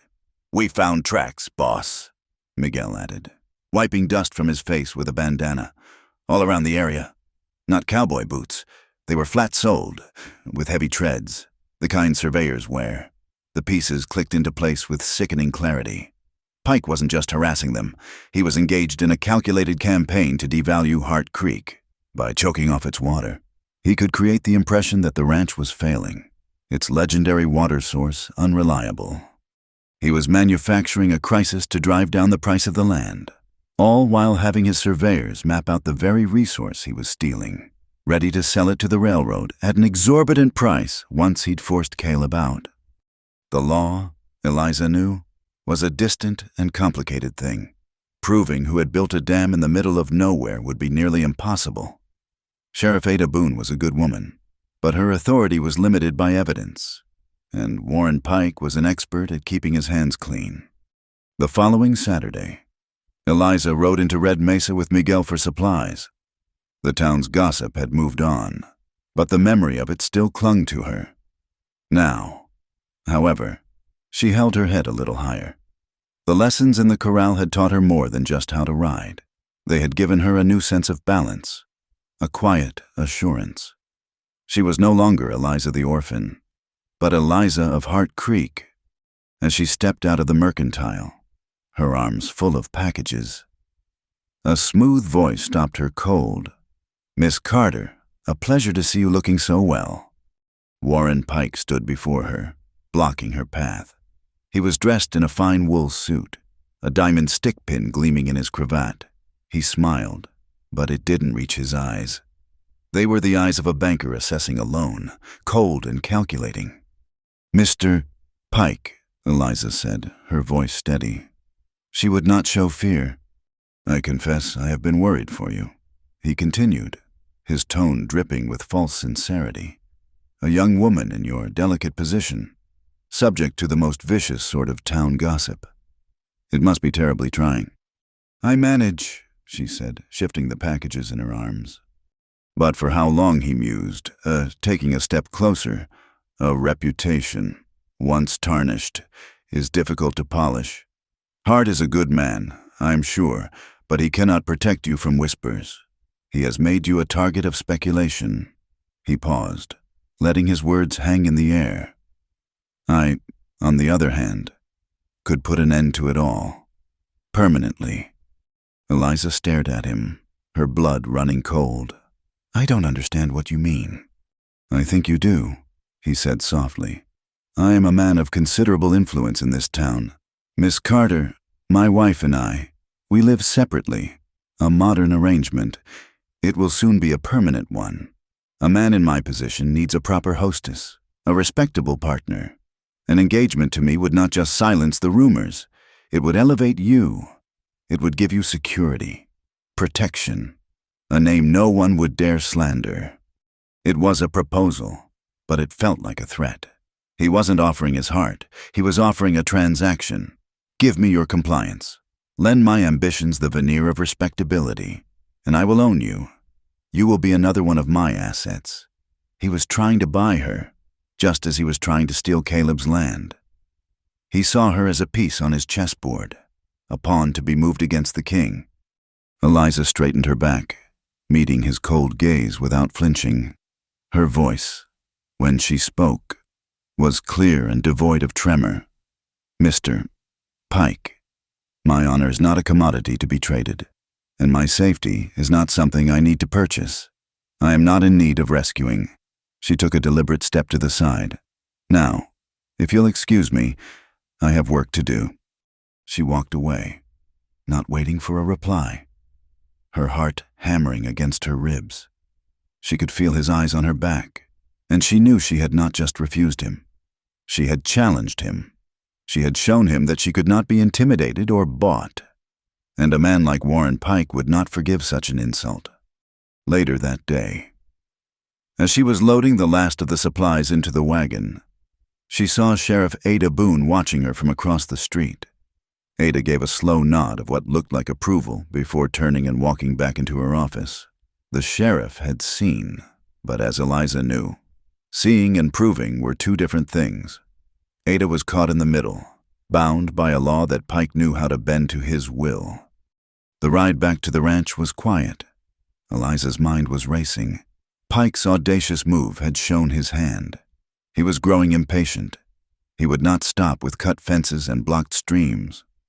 They arrived back at Hart Creek as the sun was setting, painting the sky in fiery strokes of orange and purple. The beauty of it was a stark contrast to the ugliness of her encounter in town. She was unhitching Daisy from the small buggy she'd taken when a woman's voice, soft and hesitant, spoke from the shadows near the main house. "Miss Carter." Eliza turned, startled. A woman stood there, wrapped in a dark, expensive-looking shawl, her face pale and strained in the twilight. She was elegant, but there was a deep sadness in her eyes, the look of a bird in a gilded cage. Eliza recognized her instantly from the few times she'd seen her in town. Eleanor Pike. "Mrs. Pike," Eliza said, her hand instinctively going to the horse's neck for reassurance. Eleanor glanced around nervously, as if afraid of being seen even here. "Miles from town. I won't keep you. I saw you today. I saw you speak to my husband." She wrung her hands, her gaze darting towards the road. "You were brave. Foolish, perhaps, but brave." She stepped closer, her voice dropping to a conspiratorial whisper. "He will not let that stand. He does not tolerate defiance. You must be careful. He sees your mister, heart as an obstacle, and now he will see you as one, too." Eleanor reached into a small reticule and pulled out a tiny, folded piece of paper, pressing it into Eliza's hand. Her fingers were ice cold. "He believes his power comes from his money and his influence," she whispered urgently. "But his real power is in the secrets he keeps. He is a man of numbers. Miss Carter, he records everything, every bribe, every threat, every dishonest deal." Her eyes met Eliza's, and for a second, Eliza saw a flicker of desperate strength. "The ledgers are in his office, in the top room of the Golden Spur. That is his true vulnerability? What he fears most in this world are his own numbers." Without another word, Eleanor Pike melted back into the gathering darkness, leaving Eliza standing by the corral, the small, secret note clutched in her hand, feeling as if she were holding a lit stick of dynamite. Part 4. Blizzard Through the Valley. Eleanor Pike's note felt like a hot coal in Eliza's pocket. For days, its presence was a constant, secret weight. The knowledge it contained the location of Warren Pike's ledgers was a dangerous weapon without a clear way to wield it. To tell Caleb would be to send him into a direct confrontation he might not win. To approach Sheriff Ada felt premature. The word of a frightened, estranged wife was not enough to sign a warrant against the most powerful man in the county. So Eliza held the secret, and the waiting gnawed at her. The weather mirrored the tense, simmering uncertainty. October had turned unnaturally warm, the air thick and heavy with a strange, watchful stillness. The sky was a hazy, brass-colored dome, and the usual prairie winds had died down to nothing. Old Miguel sniffed the air each morning, his brow furrowed. "This is storm-breeding weather," he'd muttered to the sky. "The land is holding its breath. When it lets go, it will be with a roar." His prophecy came true on a Tuesday. The day began with that same oppressive warmth, the sun a pale, sickly disk behind a high, thin veil of cloud. In the afternoon, Caleb decided to move a small herd of new calves and their mothers to the sheltered pasture in Stone Canyon, a box canyon 3 miles from the main house where they would be protected from the coming winter winds. It was a routine task. Ruth, proud of her growing responsibilities, was tasked with taking a wagon loaded with hay out to the canyon's lean-to shelter, ensuring there was feed ready for the herd's arrival. Eliza watched her go, admiring the capable way the girl handled the 2-horse team. Ruth waved, her face bright with purpose, before disappearing over the first rise. An hour later, the world changed. The temperature dropped with an almost audible gasp. The brassy sky turned to slate, and the wind that had been absent for days returned with a vengeance, howling down from the north like a hungry wolf. The first flakes of snow were not gentle or white, but hard. Gray pellets that struck the windows with the sound of thrown sand. Within minutes, the pellets became a thick, blinding curtain of white, and the wind rose to a deafening shriek. It was not a snowstorm, it was a blizzard, a sudden, violent assault of nature that erased the world. leaving only a swirling vortex of wind and ice. Panic flared in the main house. Teresa stood at the kitchen window, her hands pressed to the glass, her face a mask of fear. "Madre de Dios," she whispered. "Ruth, she is out there in this—" Caleb burst in from the barn, his coat and hat already white. His face was a grim granite slab. The herd turned back. "We got them into the lower corral," he shouted over the wind.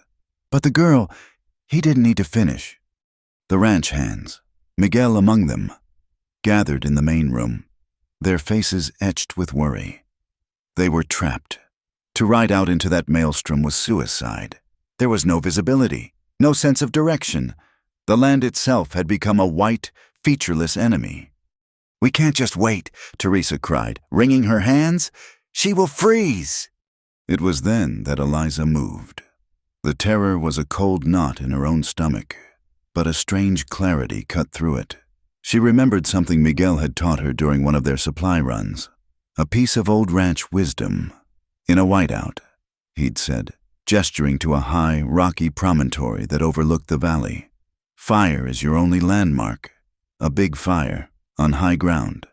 It's a lighthouse in a sea of snow." "The signal point," Eliza said, her voice cutting through the panicked chatter.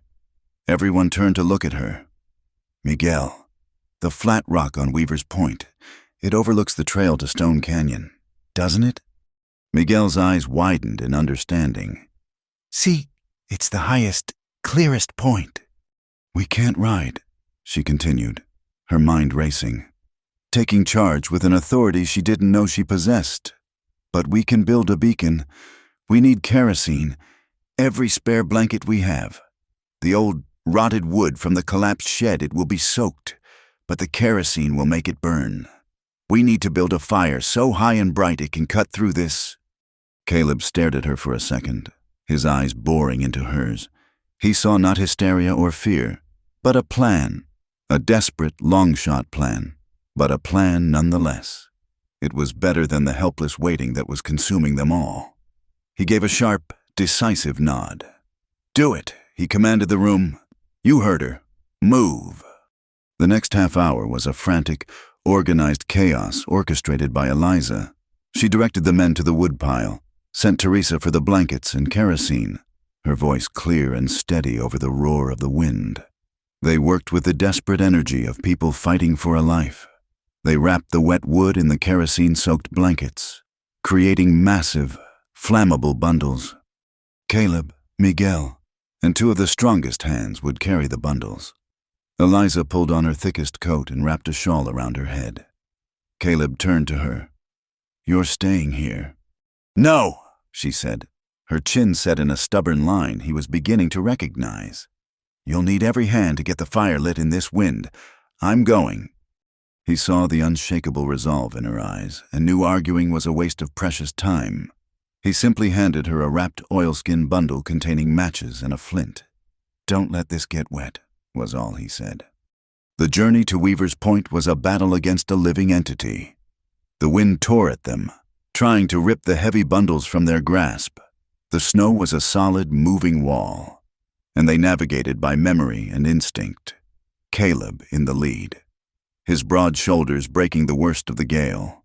The cold was a physical pain, seeping through their layers of clothing, burning their exposed skin. Eliza kept her head down, one foot in front of the other, the precious match bundle clutched inside her coat. She was no longer a helpless orphan. She was a soldier in a war against the sky. They reached the rocky outcrop, a windswept place now coated in a treacherous layer of ice. Working together, they built a massive pyre, shielding it with their bodies as they struggled to light it. The wind snuffed out the first 3 matches. On the 4th try, a small flame caught on a piece of oil-soaked canvas.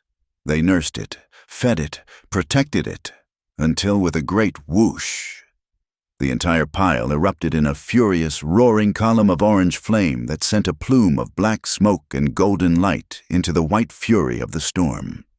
It was a magnificent, defiant roar of hope against the storm's howl, but there was no time to celebrate. "The canyon is southwest from here," Caleb yelled. "The rock ledge on the east wall. It's narrow. If a horse spooked, the wagon could have slipped." "I'm coming with you," Eliza said again, her voice raw. "Eliza, no, it's too dangerous." "Ruth knows my voice better than any of yours, except perhaps her own," she countered, her logic sharp and desperate. "If she's scared, she might not answer a man's shout, and you need a second set of eyes." He looked at the firelight dancing on her determined, snow-caked face and gave in. Leaving the others to tend the beacon, he and Eliza plunged back into the storm, the great fire at their backs their only guide. They shouted Ruth's name until their throats were raw, the wind stealing the words from their lips. They found her an hour later, more by luck than skill. A faint, dark shape loomed out of the swirling snow. The hay wagon canted at a terrifying angle. One of its wheels was inches from the edge of a narrow, icy ledge overlooking a steep drop. The horses stood, heads down, trembling, their coats caked with ice, huddled beneath the wagon, wrapped in a horse blanket and sheltered by the bulk of one of the draft horses. Was Ruth. She was crying, her face numb with cold. But she was alive. The wind, it pushed the wagon. She sobbed as Caleb pulled her into a fierce, desperate hug. I couldn't move it. Getting the wagon back on the trail was impossible. Their only choice was to unhitch the horses and ride them back, leaving the wagon until the storm passed.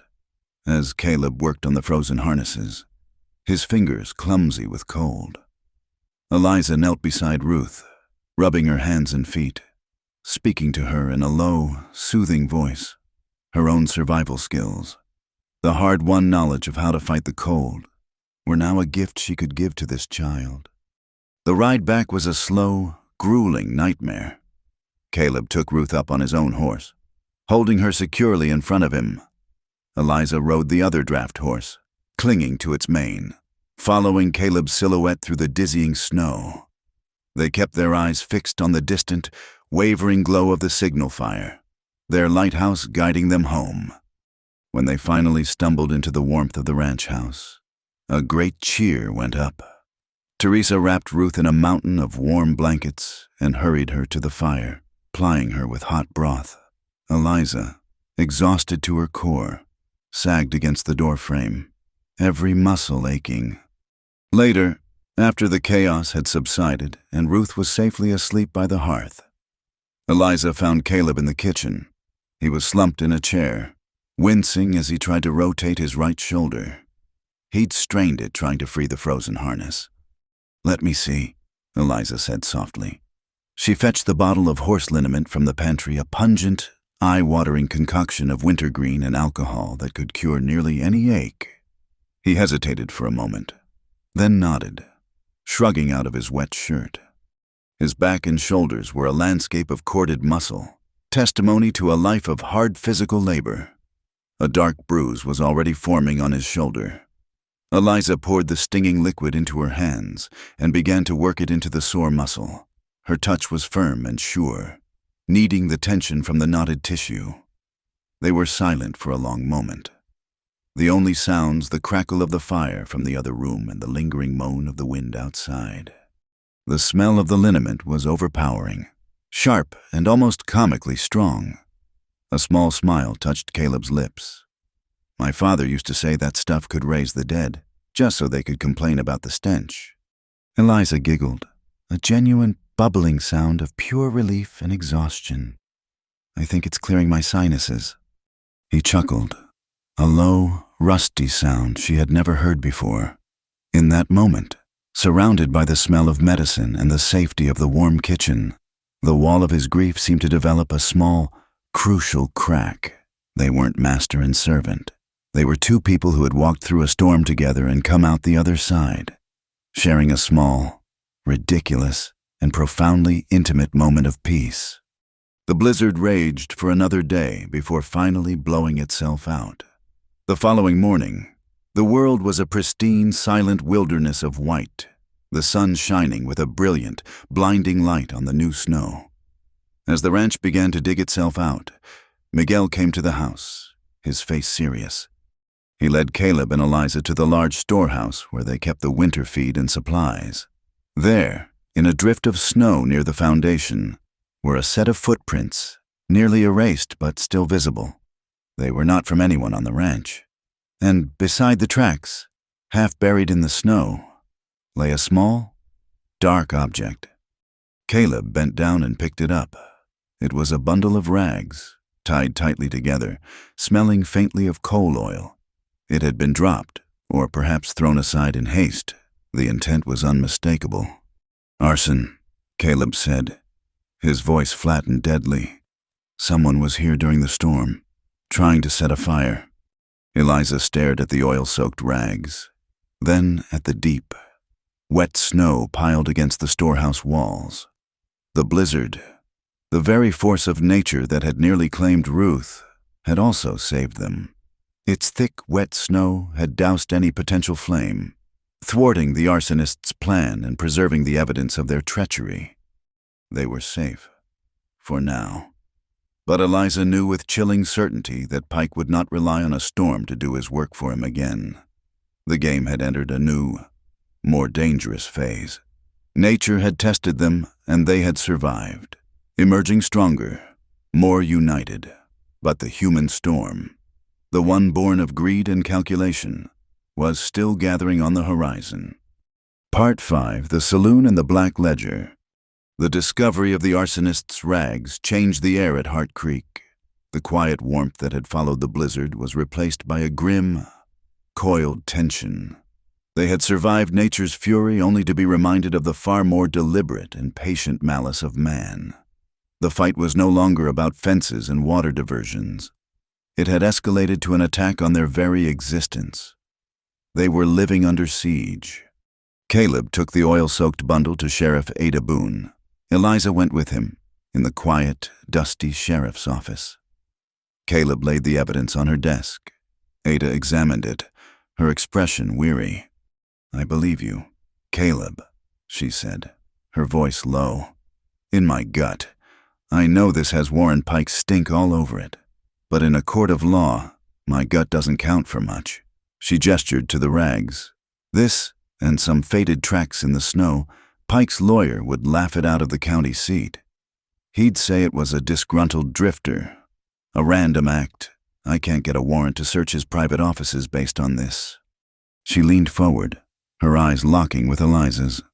There was a deep frustration in her gaze, the look of a law officer shackled by the very laws she was sworn to uphold. To get a warrant for a man like Pike, I need something solid, something undeniable. She paused, choosing her words with extreme care. I would need a piece of evidence to fall into my lap. You understand, a document, a confession, a detailed book of accounts that proves conspiracy. Without something like that, my hands are tied. It was not an instruction. It was not a suggestion. But it was, unmistakably, a green light. Ada was telling them that the law would back them, but only after they had taken the law into their own hands. The ride back to the ranch was heavy with a tense silence. The secret of Eleanor's note burned in Eliza's mind. She knew what Ada needed. She knew where it was. But the thought of what she must do to get it sent a tremor of fear through her. That evening, she found Caleb by the corral, staring out at the land as the sun bled across the horizon. She told him then everything Eleanor had said about the ledgers in the top room of the Golden Spur. He listened without interruption, his jaw tight. When she finished, he was silent for a long time. "No," he said finally, his voice rough. "I will not let you risk yourself like that. It's too dangerous. I'll find another way." "There is no other way," Eliza countered, her voice firm. "He's tried to burn us out. Caleb, he will not stop. This is the only weapon we have, the one he's unknowingly given us." "It's a fool's errand. Eliza, the place is watched." "And that's why you can't be the one to do it," a third voice said. They turned. Ruth was standing there, having emerged from the shadows of the barn. Her young face was serious, her gray eyes holding a steely resolve that mirrored her uncle's. "You're too big. Uncle Caleb, they'd see you a mile off, but us." She looked at Eliza. We're practically invisible when we want to be." Caleb stared at his niece, a storm of protest and fear in his eyes. "Ruth, absolutely not. You are a child." "I'm 14, she retorted, drawing herself up to her full height. "I'm not a child. And I know that saloon. I know the rooftops around it. I used to climb them for fun. There's a skylight on the north side of the roof, over the main stairwell. It's for ventilation. The latch is old. I could slip through it, easy as you please." The plan that unfolded was born of Ruth's audacity and Eliza's quiet, desperate courage. They would not go in through a door or a window, but from above. While Caleb and Miguel created a subtle diversion at the far end of town, a staged argument over a card game at another saloon, Eliza and Ruth would use the ensuing distraction to make their move. 2 nights later, under the sliver of a new moon, they put their plan into action. Dressed in dark clothing, their hearts pounding in unison, Eliza and Ruth slipped through the back alleys of Red Mesa. The town was quiet, the main street nearly deserted save for the muffled sounds of piano music and raucous laughter spilling from the town's 2 saloons. From the south end of the street, they heard the sudden eruption of raised voices, Caleb and Miguel, playing their parts. They moved quickly, circling around to the alley behind the Golden Spur. A wooden staircase, slick with grime, led to the second-floor landing. Above that, the sheer wall rose another 12 feet to the roof. But Ruth had been right. A thick rope, once used for hoisting goods, still hung from a pulley attached to a sturdy beam at the roofline. With the skill of a squirrel, Ruth shimmied up the rope, her small, nimble frame making short work of the climb. Eliza followed, her muscles straining, her hands burning on the rough hemp, on the flat, tin-plated roof. The town spread out below them, a patchwork of lamp-lit windows and deep shadows. The air was cold and smelled of wood smoke. Ruth led the way, moving with a cat-like silence across the roof to the grimy skylight, as she had predicted. The latch was rusted, a few moments of determined wiggling with the tip of a knife she'd brought, and it popped open with a faint groan. The opening was small, but large enough for them to squeeze through. They lowered themselves into the hot, stuffy darkness of the saloon's upper hallway. The air was thick with the smells of stale whiskey, cigar smoke, and cheap perfume. Pike's office was at the end of the hall, its door unlocked. The room was a monument to his ego. A massive oak desk dominated the space, and the walls were lined with leather-bound books and maps of the county, with the Hart Creek property circled in red ink. A locked safe stood in one corner, but next to it, on a small writing table, sat a stack of 3 thick, leather-bound ledgers. Eliza's hands trembled as she opened the first one. It took only a few moments to realize they had found what they were looking for. The pages were a meticulous, damning record of Pike's corruption, all written in his own elegant, precise hand.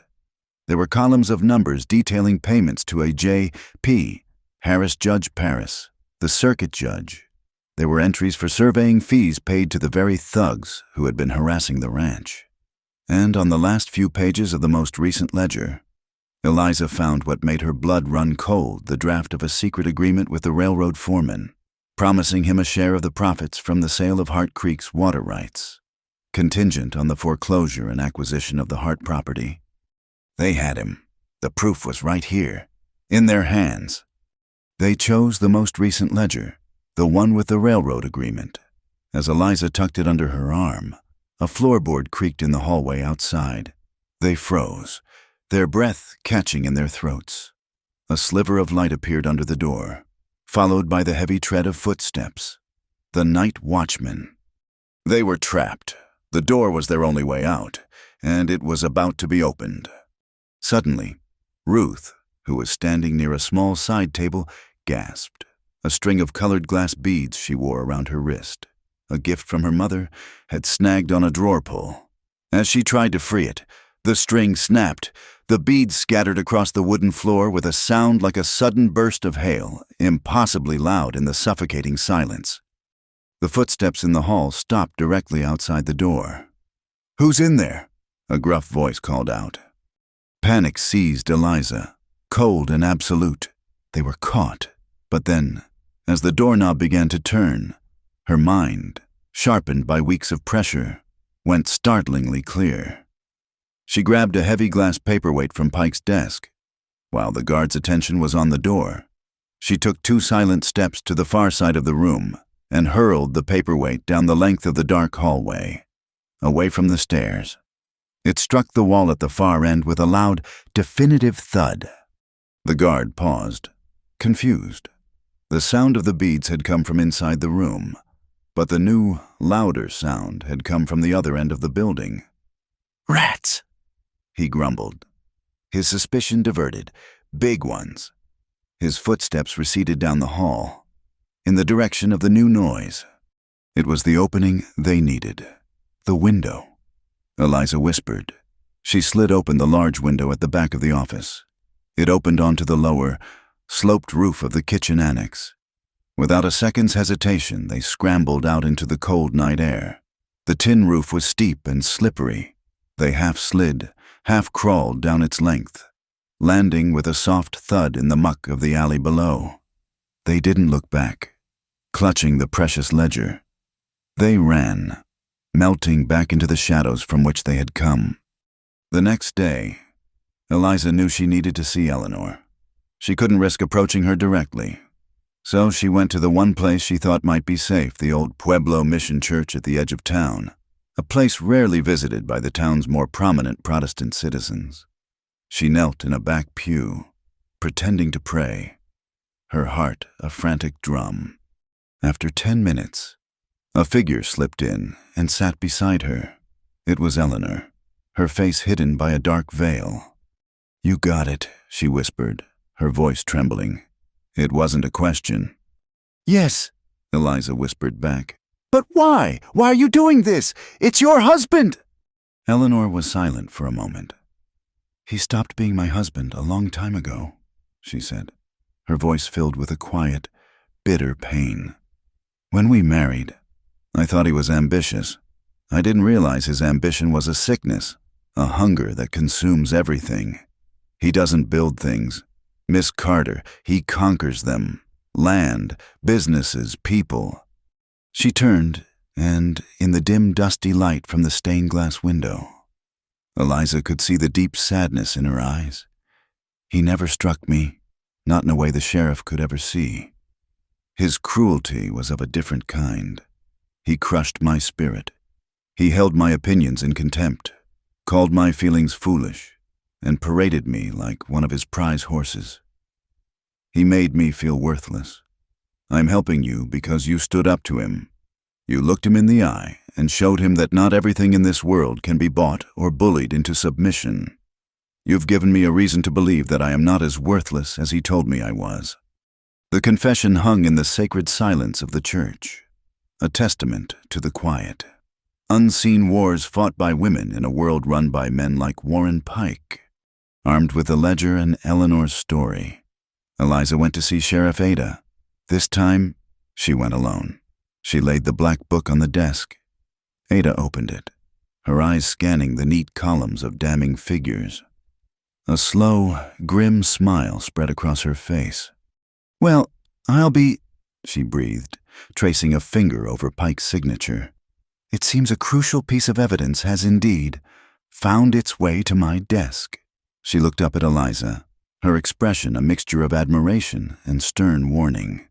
"This is enough. I can start a formal investigation. I can subpoena the railroad foreman. I can take this to the judge, not Paris, the circuit judge from Austin." She closed the ledger with a solid thud. "But know this, Eliza, Warren Pike is a cornered animal now. He'll know something is wrong when he finds this missing. He's going to strike back, and it will be fast and it will be hard. Go back to the ranch. Tell Caleb to be ready." Part 6, The Siege of Hart Creek. Sheriff Ada's warning settled a heavy, watchful silence over Hart Creek. The 2 days that followed were filled with a tense, deliberate preparation. There was no panic, only a grim purposefulness.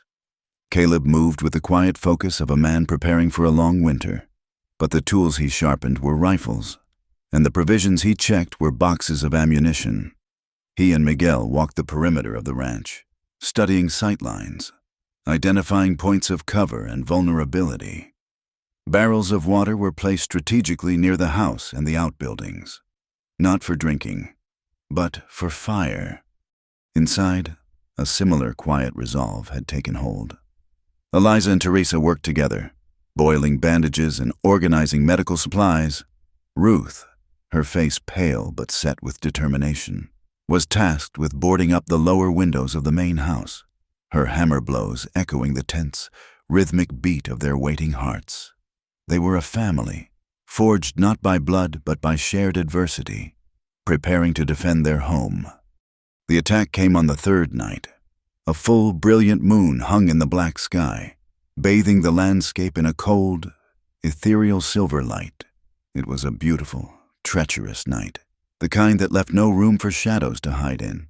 The dogs, usually a cacophony of barks at any passing coyote, were unnervingly silent. It was Miguel, his eyes as sharp as a hawk's, who saw them first. He was in the hayloft of the main barn, a rifle resting across his knees. He didn't shout. He simply appeared at Caleb's side on the porch, a ghost in the moonlight. "They're coming," he said, his voice a low murmur. "From the east, using the creek bed for cover. More than a dozen." Caleb nodded, his face carved from stone. The waiting was over. "It's time," he said. The orders came swift and clear, with no trace of fear. "Miguel, you and 2 of the hands hold the barn. It's the highest ground.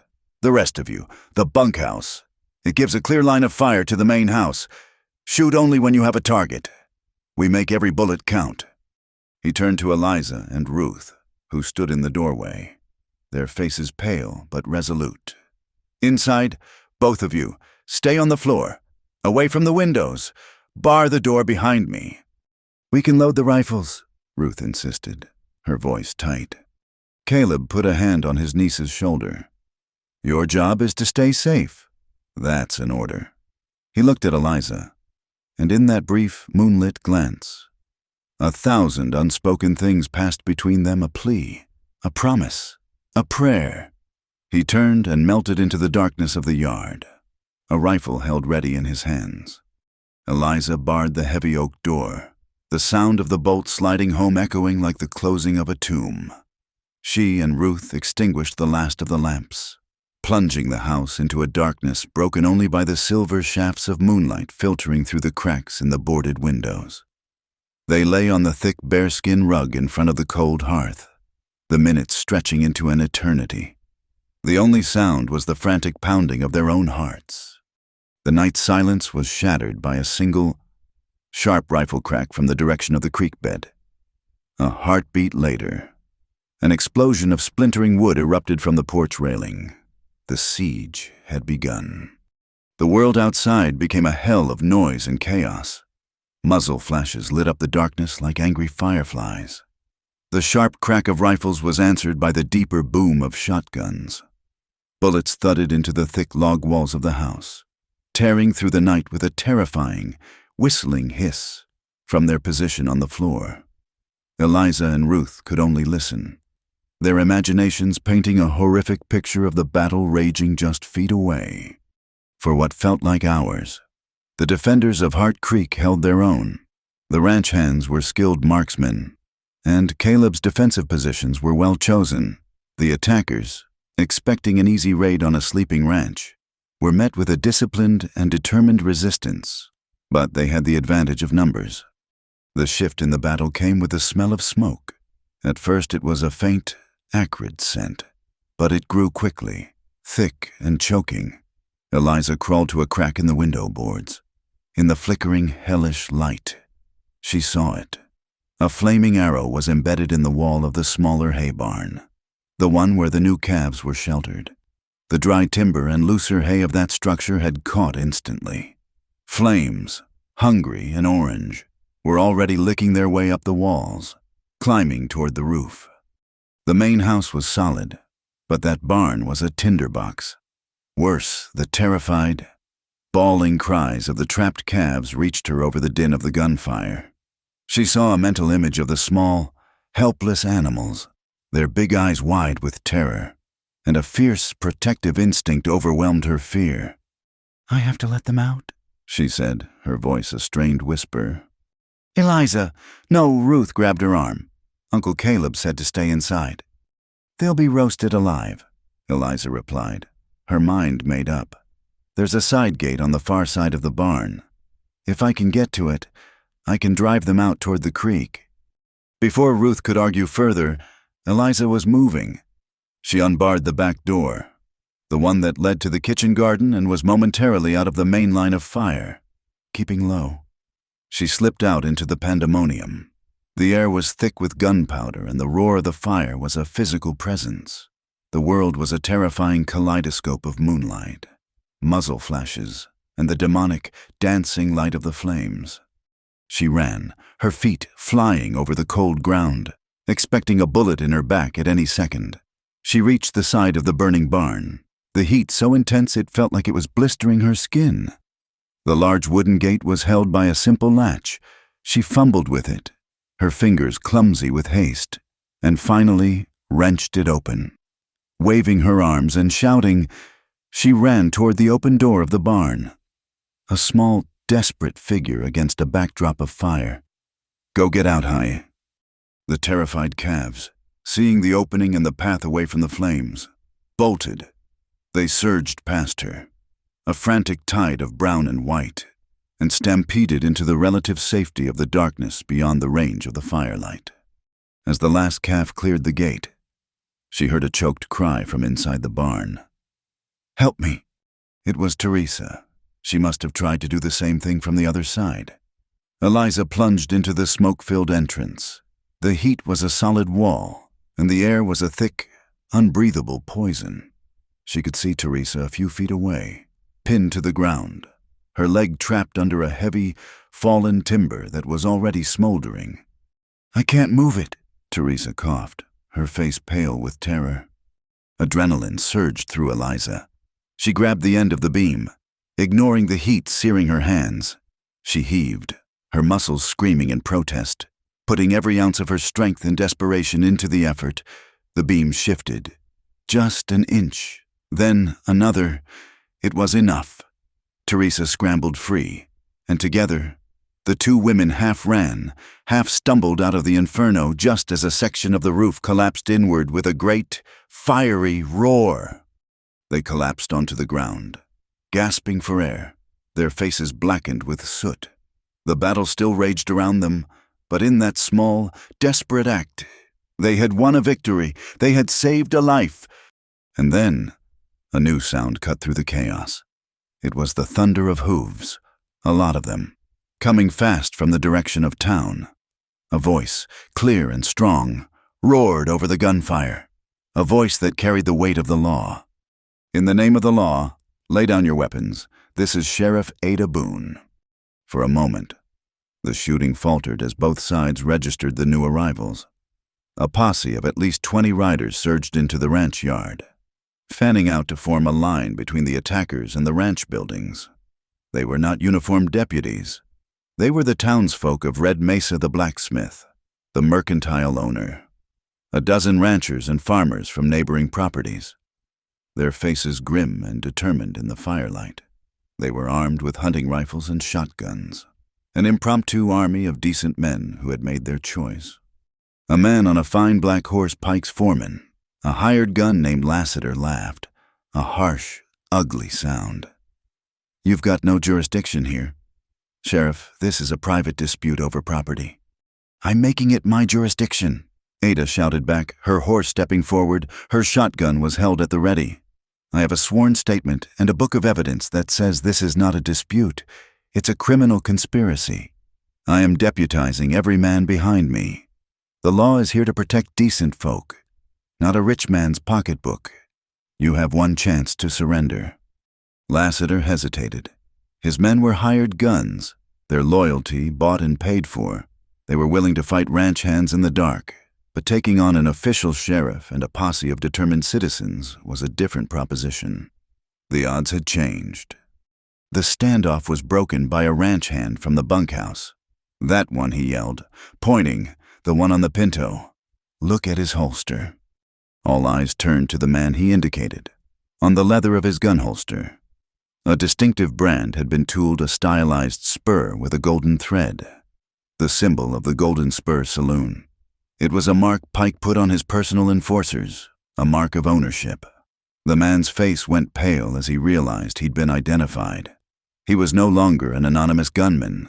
He was Warren Pike's branded property, the living link between the violence and the man who had paid for it.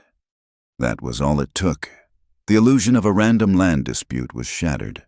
This was Pike's personal army. Seeing his man exposed, Lassiter cursed, wheeled his horse around, and fired a last, defiant shot into the air. "Fall back," he roared. The retreat was a chaotic scramble. The hired guns, their nerve broken, melted back into the darkness, leaving the field to the defenders of Hart Creek and their newfound allies. The siege was over. As the townsfolk began to dismount and stamp out the last of the embers from the burning barn, Eliza's adrenaline finally gave way to a bone-deep exhaustion and a trembling that shook her entire frame. She searched the yard frantically, her eyes scanning the faces. She saw Ruth running from the house, saw Teresa being helped by the blacksmith. Then she saw him. Caleb was leaning against the corral fence, his face unnaturally pale in the moonlight. His left arm was pressed tightly against his side, and a dark stain was spreading across his sleeve, just below the shoulder. "Caleb," she cried, running to his side. "It's nothing," he said through gritted teeth. "Just a graze." But as he tried to push himself away from the fence, his legs buckled. Eliza caught him, her slight frame struggling to support his weight. "Help me!" she called out, and Miguel and another man rushed to their side. They helped him into the house, into the warm, lamp-lit kitchen that now seemed like the safest sanctuary in the world. They laid him down on the long wooden table. The bullet had torn a furrow through the muscle of his upper arm. It was bleeding freely, but it had passed clean through. Eliza's hands were shaking so badly she could barely untie the knot on the box of clean bandages. The terror of the night, the fear of what she had almost lost, threatened to overwhelm her. But then she looked at his face, tight with pain, and at the blood soaking through the makeshift compress. The clarity that had come to her in the storm returned.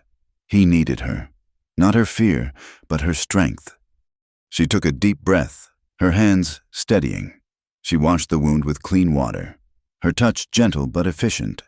She packed it with a clean cloth and began to bind it tightly, her movements sure and practiced. Caleb watched her, his gray eyes clouded with pain but filled with a new, raw emotion, awe, gratitude, something deeper. "Eliza," he whispered, his voice hoarse. "Hush now," she said softly, her voice a soothing balm in the quiet room. She took a warm, damp cloth and gently wiped the soot from his face. "You're safe.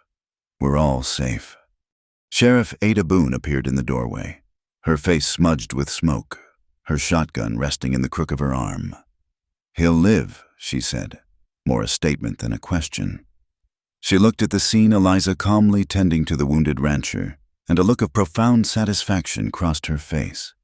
"First light," she said, her voice ringing with the authority she had claimed in the midst of the battle. "I'm taking this ledger, Eleanor Pike's testimony, and the word of 20 deputized citizens, and I'm kicking in the door of the Golden Spur myself. The law has chosen its side. Caleb, Pike's reign in Red Mesa is over." Part 7. The Red Mesa Reckoning. The dawn that broke over Hart Creek was quiet and clear, the sky washed clean by the violence of the night. The smoke from the ruined barn had ceased, leaving only a blackened skeleton against the morning light, a stark monument to their victory. The townsfolk who had ridden to their aid stayed through the morning, helping to account for the cattle, clear debris, and reinforce the damaged corral.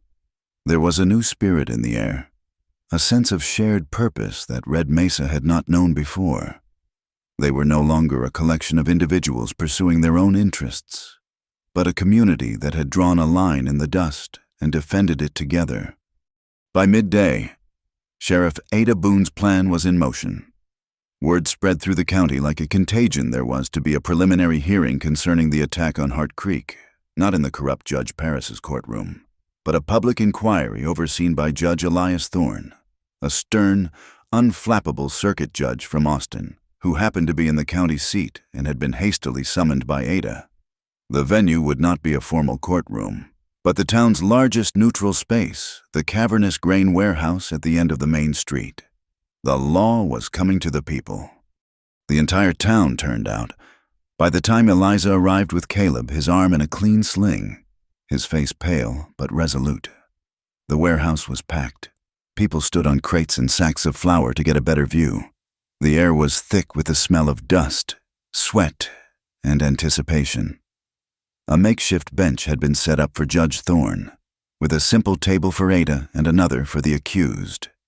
Warren Pike was already there. He was not in handcuffs. He sat with his lawyer, looking unconcerned, almost amused, dressed impeccably as always. He surveyed the crowd with an air of condescending ownership, as if this were all a minor, irritating theatrical production. The captured gunman, a shifty-eyed man named Cole, sat under the guard of two deputized ranchers, his bravado gone, replaced by a nervous, twitching fear. And near the front, seated on a separate bench, was Eleanor Pike, a vision of quiet, steely grace in a simple gray dress, her face unveiled and determined. Judge Thorne, a man with a mane of white hair and eyes that seemed to miss nothing, banged a gavel on the table. A hush fell over the warehouse. The proceedings began. Sheriff Ada Boone was the first to speak. She did not grandstand. In a calm, methodical voice, she recounted the long campaign of harassment against Hart Creek, the cut fences, the diverted water, the attempted arson during the blizzard. Then, with a deliberate motion, she placed the black leather ledger on the table in front of the judge. "This," she announced, her voice ringing in the cavernous space, "is the property of Mr. Warren Pike. It was recovered from his office. It contains, in his own hand, a detailed accounting of his business dealings." Pike's lawyer jumped to his feet. "Objection, that book was stolen. It is inadmissible." Judge Thorne silenced him with a raised hand. "Your objection is noted. Counselor, Sheriff, please proceed." Ada opened the ledger. "This book details numerous payments to A.J. Harris. We have reason to believe this refers to Judge Parris of this county, who has conveniently fallen ill this morning." A murmur went through the crowd. It also lists surveying fees and security expenses paid to known agitators, including Mr. Cole here. She pointed a finger at the captured gunman. Most damning of all, it contains a draft agreement, a conspiracy, to illegally seize the water rights of Hart Creek and sell them to the railroad. An agreement made with the railroad's regional foreman, who is also being questioned as we speak. The crowd's murmur grew into an angry buzz. Pike's mask of calm finally slipped. A flicker of fury crossed his face. "My next witness," Ada said, "is Mrs. Eleanor Pike." A wave of shock passed through the warehouse as Eleanor rose and walked to the witness stand. A wife testifying against her husband was almost unheard of. She stood tall, her hands clasped in front of her, and met the judge's gaze. "Mrs. Pike," Ada asked gently, "do you recognize the handwriting in this ledger?" "I do," Eleanor said, her voice clear and steady. "It is my husband's. I have seen him make entries in that very book for the last 5 years." Pike's lawyer tried to object again, tried to paint her as a vindictive, scorned woman, but her quiet dignity was unassailable. She answered his questions calmly, never rising to his bait, her testimony a death by 1,000 cuts to her husband's character. Next, Ada called the gunman, Cole, faced with the ledger, the testimony of Eleanor Pike, and the hard stares of 20 men who had fought him the night before. His will crumbled. "He paid us," Cole mumbled, refusing to look at Pike. "Mr. Lassiter, Pike's foreman. He said Pike wanted the Hart place softened up. He wanted the rancher run off his land. The fire, the siege, it was all his idea. Lassiter gave the orders, but the money came from Pike. He pointed a trembling finger at the branded holster of a deputy's prisoner. That brand, he gave those to his special men. A bonus. The final pieces snapped into place. The chain of command was clear from Pike, to his foreman, to the men who had fired on their neighbors in the dark. Judge Thorne turned his piercing gaze to a man standing near the back, Judge Paris, who had apparently made a miraculous recovery and had come to watch the proceedings. "Judge Paris," Thorne said, his voice like cracking ice, "given the evidence of bribery in this ledger, I am placing you under arrest pending a full investigation by the state." Two deputies moved through the stunned crowd and placed the ashen-faced judge in handcuffs. The last vestige of Pike's institutional power had just been stripped away before the entire town. And then Warren Pike, seeing his empire of intimidation and corruption collapsing around him, made his final, fatal mistake. He stood up, shoving his lawyer aside, his face a mask of incandescent rage and contempt. "Fools," he spat, his voice echoing with venom. "You are all sentimental, backward-looking fools. You cling to your pathetic little plots of dirt and your outdated notions of honor. This country isn't built by men like Caleb Hart, who mourns the past. It is built by men like me, men with vision." He swept his arm out, encompassing the whole crowd. "The railroad is coming, progress is coming. It's an engine that will either carry you forward or grind you into the dust. It needs water, it needs land, it needs power, and I was willing to provide it. Yes, I did what was necessary. I was bringing wealth and importance to this miserable, dusty town. And you are all too blind and stupid to see it. You would rather stand with this broken-down rancher and his orphan girl than embrace the future I was offering you." He had meant it as a defense, a justification of his own superiority. But in that moment, every person in the warehouse heard it for what it was, a confession. He held them all in contempt. He saw them not as a community, but as obstacles or tools. He had, in his own arrogant words, passed judgment on himself. When he finished, the silence in the warehouse was absolute. No one moved. No one spoke. They simply stared at him, their faces a mixture of shock, anger, and a final, dawning understanding. Judge Thorne broke the silence. "Mr. Pike," he said, his voice cold and final, "you have just delivered the most eloquent closing argument for the prosecution I have ever heard. I am ordering the immediate seizure of the Golden Spur Saloon and all associated assets pending forfeiture. The illegal dams on Hart Creek are to be dismantled. And you, sir, are under arrest for conspiracy, attempted murder, and a list of other charges I suspect will keep you occupied for the remainder of your natural life." As the deputies led the stunned and sputtering Warren Pike away, the tension in the room broke. A great, collective sigh of relief went through the crowd, followed by a smattering of applause that grew into a roar. Justice, real and tangible, had come to Red Mesa. In the chaotic aftermath, as people poured out into the bright sunlight, Eliza found herself surrounded. The same women who had whispered about her weeks ago now approached her, their faces filled with shame and respect. "Miss Carter," said the owner of the Gilded Spoon, her voice thick with emotion. We owe you an apology. We misjudged you. We were cruel. You have more honor and courage than any of us." One by one, they offered their own words of regret, their own promises of friendship. It was a public healing, a mending of the social fabric that Pike's rumors had so badly torn. Eliza, overwhelmed, could only nod and offer a watery smile. Then, through the crowd, Ruth appeared. The girl's face was glowing with pride and relief. She didn't say a word. She simply launched herself at Eliza, wrapping her arms around her in a fierce, tight hug, right there in the middle of the crowded street. "Your heart," Ruth whispered fiercely in her ear. For her alone to hear, "You're one of us now." Tears finally spilled over and ran down Eliza's dusty cheeks. She hugged the girl back, clinging to her as if she were a lifeline.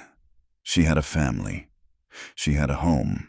Later that evening, back in the quiet, peaceful kitchen of the ranch house, Eliza was changing the dressing on Caleb's arm. The house was filled with the smell of roasting chicken and the low, contented murmur of the ranch hands eating in the bunkhouse. The sounds of a normal, peaceful life were returning. They worked in a comfortable silence for a few minutes. The events of the day felt both momentous and a lifetime away. "My arm will heal," Caleb said softly, watching her gentle, efficient hands. Eliza paused, her hands stilling on the bandage. She looked up, her eyes meeting his. "I was so afraid, Caleb," she confessed, her voice barely a whisper. "When the shooting started, all I could think was, it wasn't the rumors, or what people thought. That was never the worst of it. The worst was the thought of losing you." The confession hung in the warm, still air between them, a thing of fragile, terrifying truth. She had laid her heart bare. Caleb reached up with his good hand and gently touched her cheek, his calloused thumb brushing away a tear she hadn't realized had fallen. His gaze was deep and serious, holding all the quiet intensity of his soul. He didn't offer flowery speeches or grand declarations. His words were as simple, solid, and profound as the man himself. "Eliza," he said, his voice rough with emotion, "home is where you are." Part 8, the sowing season. A year can be an eternity, or it can be the turning of a single page. For Red Mesa, it was the beginning of a new chapter. The fall of Warren Pike had been more than just the removal of a corrupt man. It had been a lancing of the poison that had seeped into the town's soul. The fear he had cultivated was replaced by a cautious but steady sense of collective ownership. The townsfolk, having chosen a side in the firelight of the Hart Creek siege, continued to choose it in the quiet light of day. The most potent symbol of this change was the Golden Spur Saloon. Its gaudy sign was taken down, its swinging doors permanently fixed open. The building, once a den of avarice and shadows, was scrubbed clean and reborn as the Red Mesa Community Hall, under the gentle guidance of Padre Tomas, the soft-spoken priest from the old Pueblo mission. Its purpose was inverted. The long bar that had once dispensed whiskey now held stacks of donated books and primers. The poker tables where men had lost their wages were now used for town meetings, quilting bees, and, on Tuesday and Thursday evenings, the Padres' adult literacy classes. The upstairs room, Pike's former seat of power, became a makeshift schoolhouse for the county's scattered children. The dark ledger was gone, replaced by slates filled with the chalky, hopeful scrawls of the alphabet. Eliza was a quiet but constant presence in this new Red Mesa. The garden she had planned in her ledger during her first lonely days at Hart Creek had flourished beyond all expectation.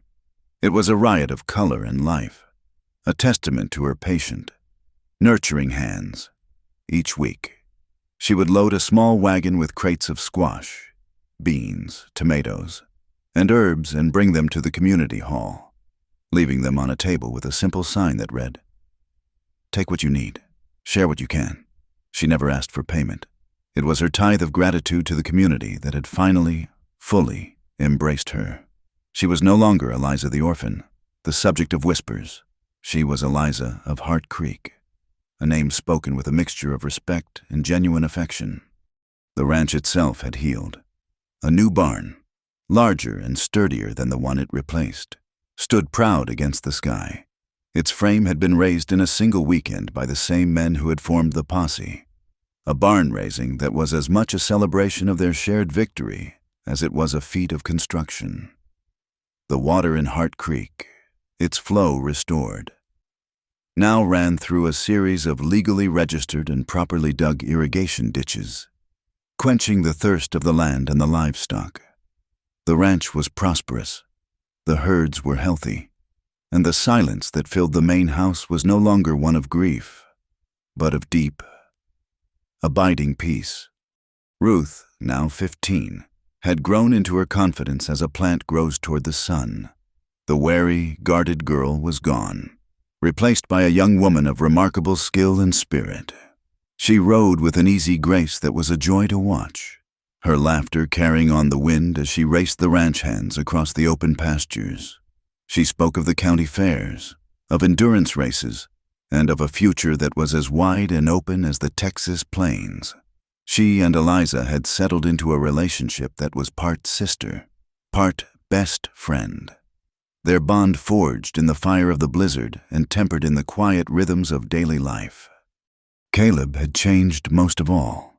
The harsh, stoic mask he had worn for so long had softened, revealing the warm, decent man beneath. The grief for his lost wife and child would always be a part of him, a quiet room in the house of his heart, but it no longer occupied every space. Laughter came more easily to him now, a low, pleasant rumble that Eliza had come to treasure.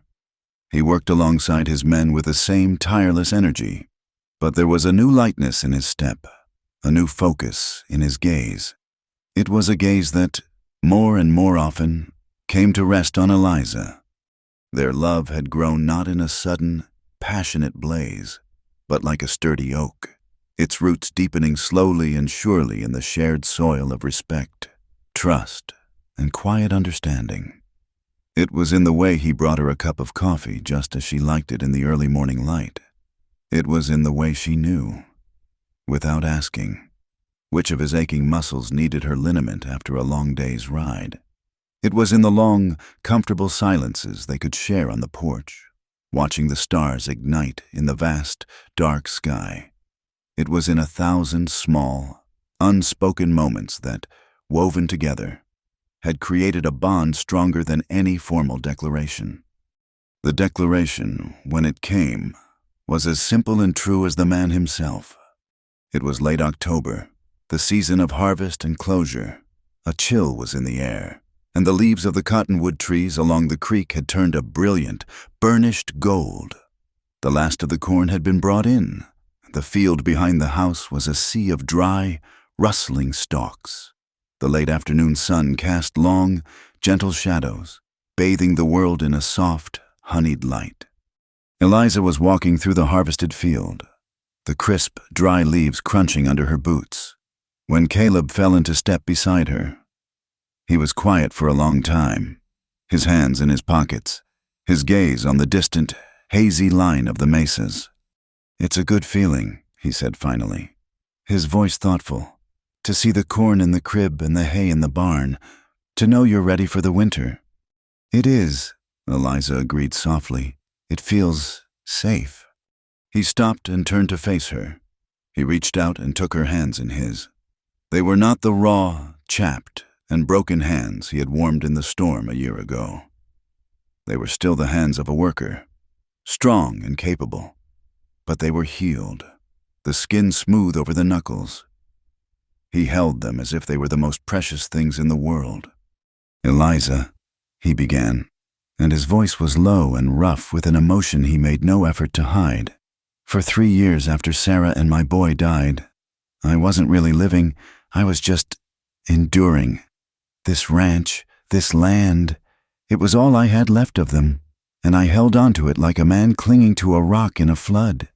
I never thought there'd be warmth in this house again. I never thought there'd be warmth in me again." He looked directly into her eyes, and his own clear, gray gaze was filled with a raw, honest vulnerability. "And then you came.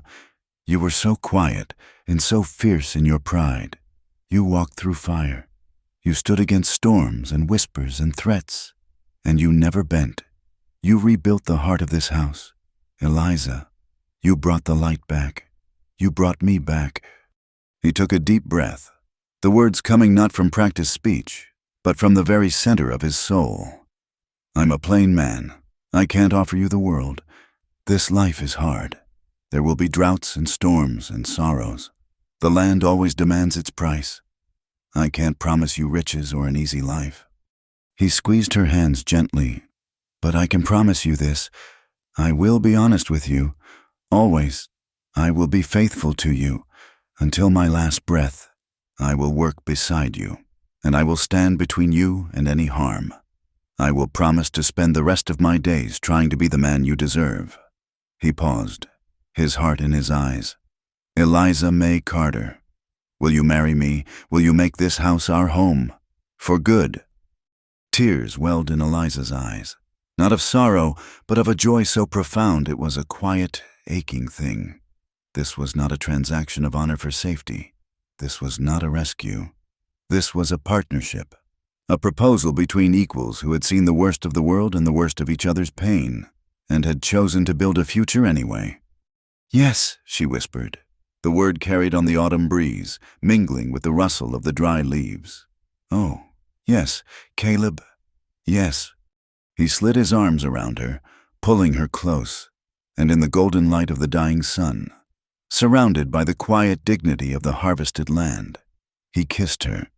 It was a kiss of promises kept and promises made, a kiss that sealed the end of a long, cold winter and welcomed the beginning of a new sowing season. Later, as twilight settled, they walked hand in hand to the bank of Hart Creek. The water, free and untroubled, flowed over the smooth stones, its surface reflecting the first pale stars of the evening. It ran clear and steady, just as it always had. A current of life that had endured all attempts to choke it, to own it, to tame it. It was like honor. It was like love. It was the quiet, constant, life-giving force that would carry them into all the seasons to come. Thank you for listening to this story. If you enjoyed it, let us know where you're listening from in the comments below so we can all connect and share our thoughts. Please consider subscribing to our channel, Wild West Night, and give this video a like. And if you'd like to give an extra measure of support, hit the hype button to help this story be heard by more people.